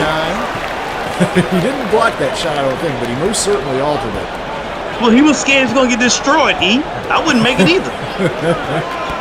Under those terms, I'm not trying to make it either. Oh, my gosh. Yeah. Not over the rim action. It's at the bottom of the rim or the bottom of the backboard. Either way, it was not. He was ugly. That's the not top 10 right there. Well, Arizona incredibly can tie things up. They can take a lead on this possession. Jay Sala going to work. Won't quite go. He should have had one more dribble to the basket. He had the height advantage. You could have got an easier shot. Russell calling for it. Doesn't get it, however. You got to get it to the destroyer. Oh, I don't understand nice what's going on quick right now. hands. Ball rolling around on the floor, and eventually Jeremiah Nestor's arm got slapped by Theo Hilton. And Hilton is now going to the bench. I don't like this lineup. This lineup I don't like. You got Theo Hilton who can handle the ball, makes good decisions about out of the game. You got Valentine out of the game. You got Yams out of the game. This is the same lineup that cost him the 16-point lead. This is the same lineup that blew the lead up. If you're coach Lloyd, you have to make a better decision because this decision right here didn't work for you in the first half. I guess you're thinking it's going to work in the second half, but this is the lineup to watch, E. This is the lineup to watch. Yep, Yams is out of there. Juan Valentine has 3 fouls, by the way, so that's a factor too, but he is also on the bench, and this is an interesting lineup. Jeremy Fiffield out there. Turn around. Oh, tough shot. It's finna get easy. All your rebounders are out the game. All your defensive help is out the game. Arizona's going to have to weather this storm, and I don't know if they can. Sala has his shot blocked, gets it back, puts it up and in. It helps. That does help, E. Both of the African players on the Arizona roster in the game right now. Jay Sala put that in. Mustafa Bombo had some nice minutes early in the first half also out there on the court. Number 12 and number 11 for Arizona. A miss. Ends up in the hands of Shaquan Owen Oldham. Say that 3 times fast. Shaquan Oldham, or SOO, I believe is what his friends call him. Yeah. It was going to come out totally different that second time. If you're Arizona, you tie the game, look how good a shot. Oh. Mustafa Bamba fouled right there. That's not a shooting foul, so. That was Somerville with the reach in. I guess he thought he had an inside track on stealing the ball. Because Arizona need to foul in that possession. The shot clock is already going down. Litton Cordoba got left all alone. And ties it up emphatically with the dunk. 16-point lead has been completely erased now. The crowd is stunned, E. Crowd is stunned. Much more vocal early in this one, and why wouldn't it be when your team's in control now? That's been working for you all night, but there is a rare miss from Javonte Russell. Oh, we could be watching Washington State turn into a pumpkin in front of our eyes. Nice dish! Wow! Washington State pumpkins, ladies and gentlemen. Little used Jeremy Fiffield finds Mustafa Bamba. Players averaging less than 5 and less than 10 minutes per game of action, respectively. And they have built a 2-point lead for Arizona. Arizona in front here. Yeah, with the way Thunderbird's going out for his team and Bamba for his team, I feel like I'm watching an episode of Unsung. Yeah. It is really the names that you're not used to hearing about, particularly on Arizona getting it done. With one big exception, Javonte Russell. Second leading scorer, leading rebounder on this team, and made it look easy right there. Made it look just entirely too easy.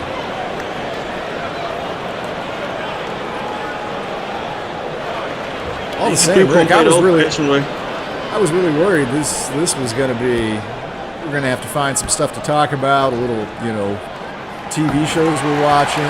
Who knows what we would have to get into, but instead. I know, you was worried. We have to talk about the state of Washington. I have nothing else to say about it except for Starbucks. So that's going to get real dicey. That's going to get real dicey. The place, the market, the guys who throw the fish. I know that. Yeah. But who's trying to catch fish out? You know you got to smell like that fish, right? Who's trying to do that? Yeah, that's true. I like to eat fish. I like to smell like fish. Oh, mine's deep fried. You throw it to me in the frying pan. A little turn and score there. Funderburk gets another bucket. He is still the leading scorer in this game for Washington State, for either squad, actually. 15 points now for Funderburk. This is not a good shot. You don't shoot them. Okay, do you think that? Made it work. Owen Oldham. 5 points a game, 5 minutes a game, less than 2 points a game for Shaquan Owen Oldham. But like you're saying, some of the B players. Yeah, this is a game of unsung. The unsung guys have stepped up on both teams, and obviously, they're doing a good job of keeping their team in it. until the big wigs come up and close the game out. But shout out to this is why you have a team of 10, a team of 12. This is why coaches go deep into their benches because you never know when your number might be called. Tonight can be your night, and you're on TV, baby. Your mama's watching. Do her proud. Zane Davis back in the game for Arizona. Interesting, Litton Cordoba staying out there with him. So if Davis, who often plays a point for Arizona, shifts over to maybe a little bit more of his natural two-guard position. Good defense there from Davis and his Arizona teammates. Nothing for the Cougars on that possession. Gotta get a good shot if you're Arizona. It's a smaller lineup out there for Arizona right now. Mustafa Bamba and Davis with a little move. Trying to handle inside. Davis gets his own rebound, kicks it back out. Risala. If I'm watching, I would call a timeout right here. He's probably not, but I would settle down the team and get a good play round. Keep in That's not a mind, good shot. Arizona still has Juan Valentine and Corey Yams on the bench. That'll be a reason why Washington State doesn't really want to stop as well. They're coming back in now. Whistle blowing. See if we get Valentine and Yams back on the court with this stoppage in play. He's going to send Jeremiah Nestor back to the line. And Nestor having a big night tonight. Averaging 7 points, 2 rebounds, about 2 assists per game this season. Tonight, Nestor.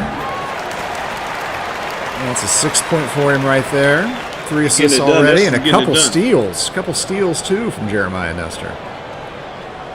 Nestor's having a really good night tonight. For those who didn't know about Nestor, he's kind of putting himself on the map now.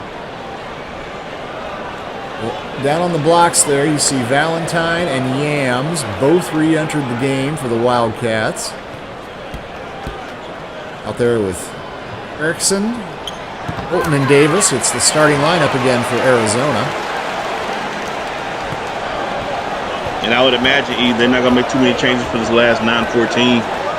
You want to squeeze all the lemon out your oranges at this time of the game. Holton double team, gives it up to Yams. Ooh, I thought Yams might have found himself a little too far underneath the bucket, but he just athletically curled up out of there, laid it in nice and easy. 1 point game. Well, E, when you 6'11", I expect you to curl out of everything. I ain't got no excuses at 6'11" now. Here's Yams going to work on just defense. Right here. Oof. Yeah, Yams forced it into a really tough shot that time, and Russell couldn't get it down. Arizona retake the lead once again. Ooh, nice hands by Yams to hold on to that pass. That's right. Got in pretty good position and a little bit unorthodox on that shot, but it works. Sure do. Good shot. Got that Arizona bench excited. They have the lead again, and timeout called. The Cougars want to talk things over. 8:17 to go in this game. Bring the lead back and forth. Right now, it's Arizona up by 1. Board folks, just go ahead and take any empty seat that you see. I hope it's not contagious. So I do have it.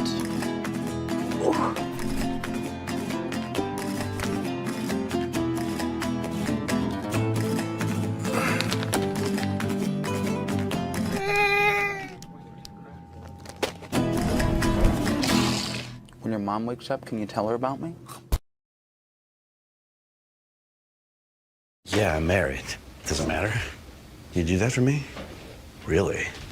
Yeah, I'd like that. Who are you talking to? It's Jake from State Farm. Sounds like a really good deal. Jake from State Farm at 3 in the morning? Who is this? It's Jake from State Farm. What are you wearing, Jake from State Farm? Khakis. She sounds hideous. Well, she's a guy, so. Another reason more people stay with State Farm. Get to a better state.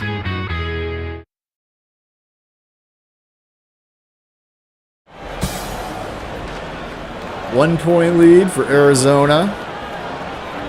Rick, we were just talking while we were doing the commercial break there, and you got sometimes some players just really kind of like, maybe you call them flow dependent, you know, like how the flow of the game is going really effectively. Absolutely. Do you think that's what we're seeing some of here tonight?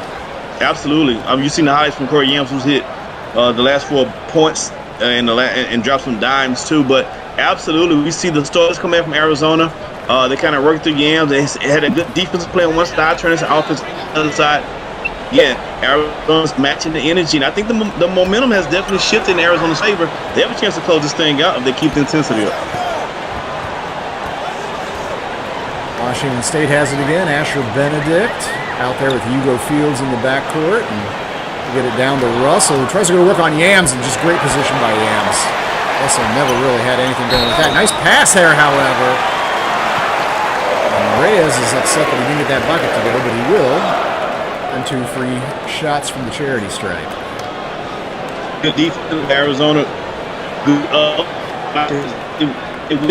and turn into an opportunity to get to at the line.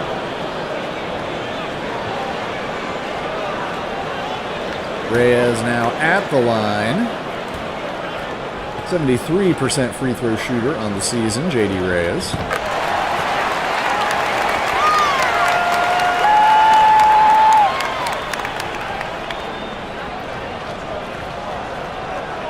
Just under 8 minutes to go here. In a game that looks very different than when it started out coming out of the halftime break. And Reyes misses the second. That's a big miss at the line. All locked up. Yeah, I got a feeling this is going to come down to the wire. And possessions, turnovers like that there. He's taking his candy, E. He's taking that man candy. Well, Sherwood did it that time. There's been a few. Oh, couldn't get it to go. And Russell couldn't come up with the rebound. Instead, that is Valentine comes out of there with it. Trying to go right to work on Russell. Instead, switches over onto Sherwood. Kicks it out. Yams has a smaller defender on him here in Benedict. He can't take... Oh! Well, if you don't succeed at first, Rick, if you don't succeed at first, you gotta try again. Yes, sir. Emphatic dunk. Some authority.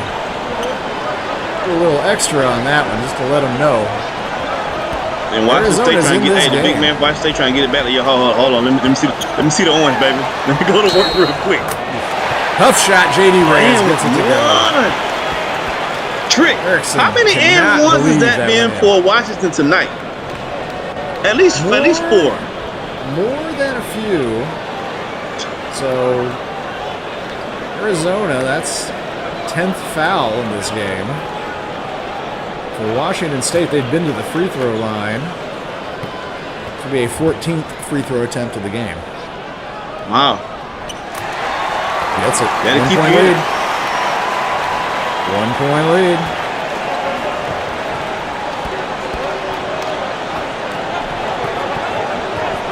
Yo Hilton whips it over to Erickson, gets it back over to Zane Davis. Washington Arizona need a good position here. Washington needs a good stop. That's a bad, terrible pass.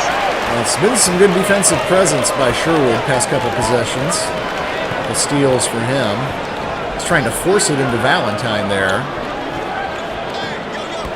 Once again, Russell has it. He's got a defender on him he thinks he can beat, but in range, won't drop down. Don't shoot that. Erickson on the attack. Oh, my God. Oh, my. Khalil Michael Jordan Erickson is in the building, ladies and gentlemen. My. Wow. That's a top 10 nominee for sure. That's a contender. The bucket won't go. Another chance for Arizona. They're on top by 1. And time slowly ticking away here. We're down under 6 minutes to go now. Theo Hilton has it out top.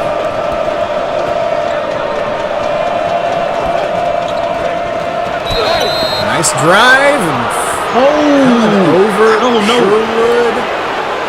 Don't get no tech, Sherwood. I'd be mad too. That was a clean block. I didn't see the foul. That was a clean block. That might be all ball there, and I do get it. I understand the. That's tough there. Disappointment. That's a tough call. Sherwood expressed. All the same, Khalil Erickson, good free throw shooter, steps up to the line, but he's short on the first one. You've done it again. Well, I want to have a close game.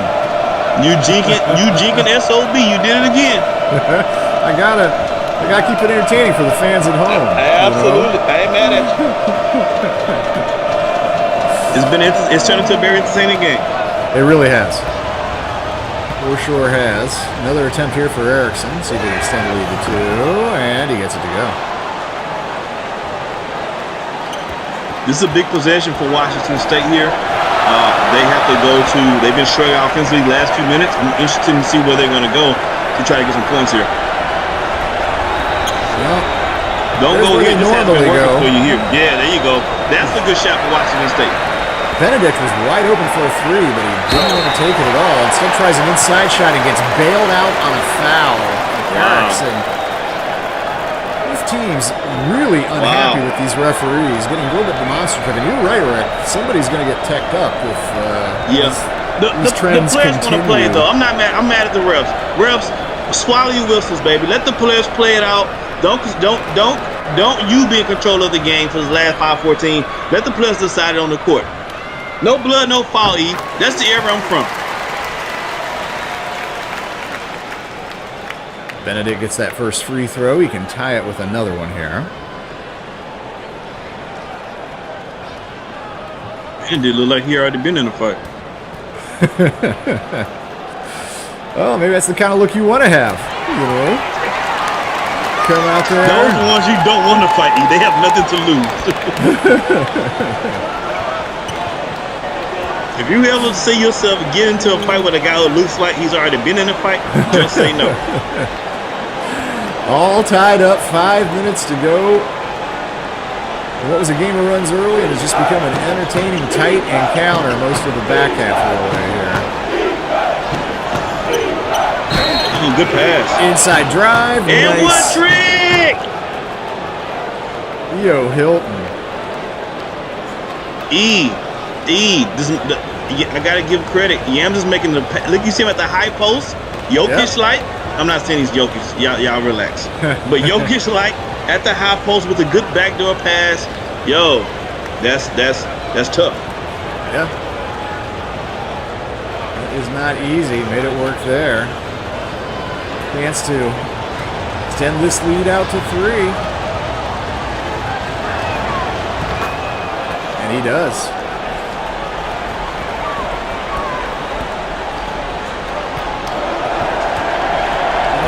Washington State. Here we go. A little unsettled, feeling a little more pressure than they had out of the game. Nice drive inside by Benedict, but little runner wouldn't fall hard off the back. That's the shot he wanted, though. He just couldn't get it to drop. That's definitely the shot he wanted. Yams pretty good position down there, but didn't like having Sherwood stuck to him like that. They got Yams wide open if they see him, and there you go. Easy money. 8-point lead, and oh, look at this. Wow. That is down. That isn't someone. That's Darian Funderburk. That's the destroyer. Grabbing his knee, and if a 5-point deficit wasn't the worst problem Washington State had, they may have just lost Darian Funderburk for the rest of this game, maybe even longer. Wow, that's definitely unfortunate. You got the destroyer checking out the game with injury. Not good news. Was having his fast game of the year. It does put a little bit more pressure on that man, Javonte Russell, and he responds right there. Oh! It's a terrible pass. Terrible pass. Benedict just able to pick it up out of the air. I should say this is a big possession for them right here. You go to number 1. You go to your guy. It's just the number 1 guy. You got to go to him, right? You gotta hope you get him well, guess they're not rotate him away over there. Just going to let Reyes drive, and he nails it. Hung in the air. That's a 4th foul, by the way, too, on Juan Valentine that he just picked up. So huge play right there. Yeah. 15 points now for JB Reyes, looking to make it 14 with this next one, and Russell getting a little bit of a break. Know. If this is gonna cost me my 4th foul, I need to make it worth my time. That wasn't worth my time. He can be making and ones, and I'm picking up my 4th foul. Like one of those can't happen. Chance to tie, and they do. Funderburk exits the game, 15 points, 8 rebounds. Now, all but 2 points of that total did come in the first half. Been quieter in the second half. Still, that's a big body and a big loss to come out of the game for Arizona. He found the key. Arizona. It was underneath the mat. I don't know if it's coincidental, but ever since Funderburk exited the game, it has been a layup drill for the Wildcats. Yeah, he changed the entire team when the Destroyer is no longer on the court. Well, Benedict has it. John Paul Hoey, the freshman, out there in the game. He's in right now for Russell. Let's see how long he stays out there on the court. They want to go to Sherwood. Possession winding down. Benedict has a good look at a three, but he can't get it to go. That almost went down. That was a decent look at a three. Benedict's not a great three-point shooter. Good outlet. Good the bigger finish. problem is that layups and dunks have been Arizona just feeding off of that the last couple minutes here, and they've got a 4-point lead. Timeout called. 2:32 to go. And Arizona looking to steal one here on the road. We come back.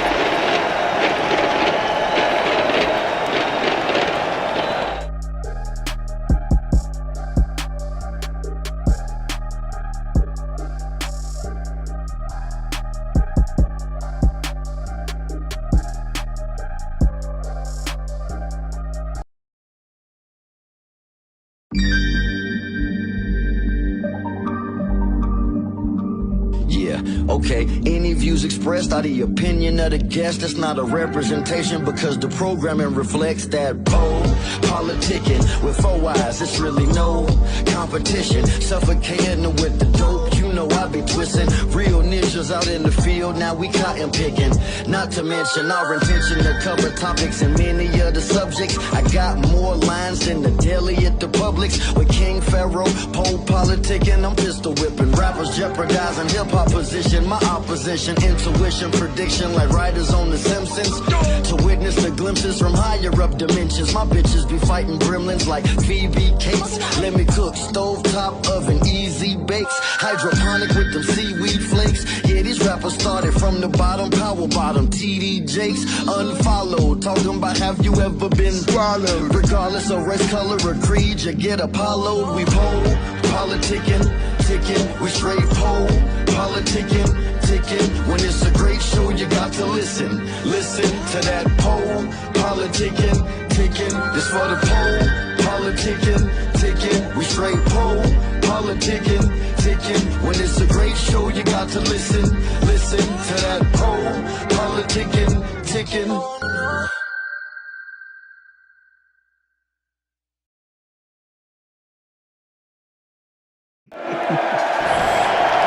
We are back. We got a good one happening here.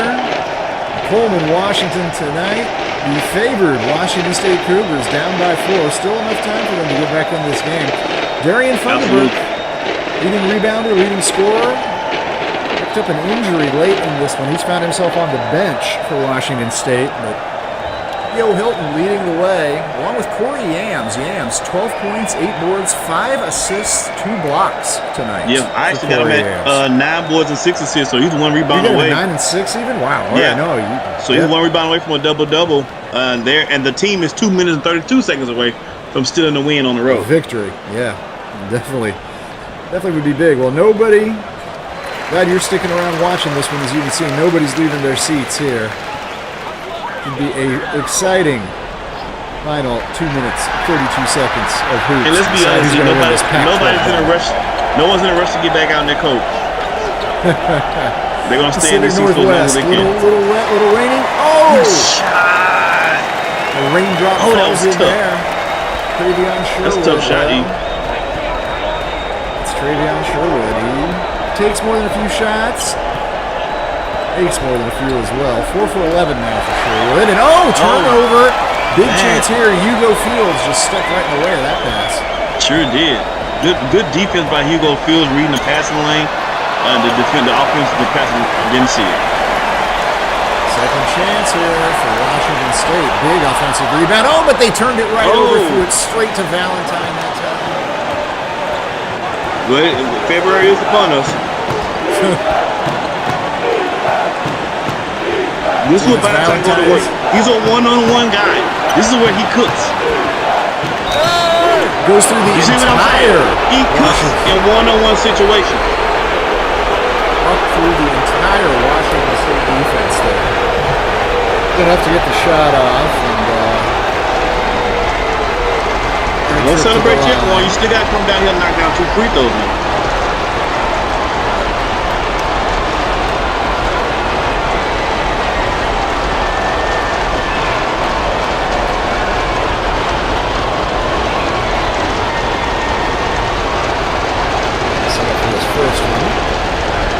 This time he's gonna have 10-second rule on him.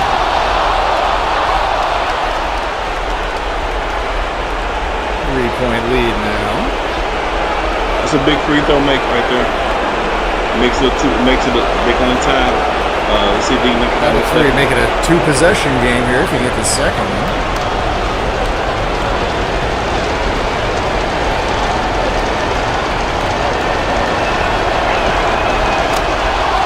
He does. 8 points, 6 boards, 3 assists tonight for Juan Valentine. Playing out there with those 4 fouls too. That's what makes it even huge, right? If I'm watching him stand, I'm attacking him. I want to see what he's going to do. Get them. Oh, turnover. Good steal by Corian. Let's see if Zona pulls it out here. Runs a little clock off. By 4, approaching a minute to play. Valentine on Sherwood. The junior thinks he can take the freshman. Sherwood's a good defender. Good enough to put him off there. He's a solid defender. Washington State's got to just keep control of the ball on this possession. Get something. Under a minute to play. This is the game Russell's right here. hands. This is the game right here. This is the game right here. Russell's going to go right to him. He's going to get a left-hander up. Won't go. Rebound. That's it. Corey Yams. That's it. He has to foul. He got to stop when the team needed to get a stop. My man had the shot that he wanted. Did not go in. Yeah, I think that's close to doing it right there, I think. Corey Yams has his double-double now. 12 points, 10 boards for Yams. If he hits both of these, Cougars are going to need 2 3-pointers.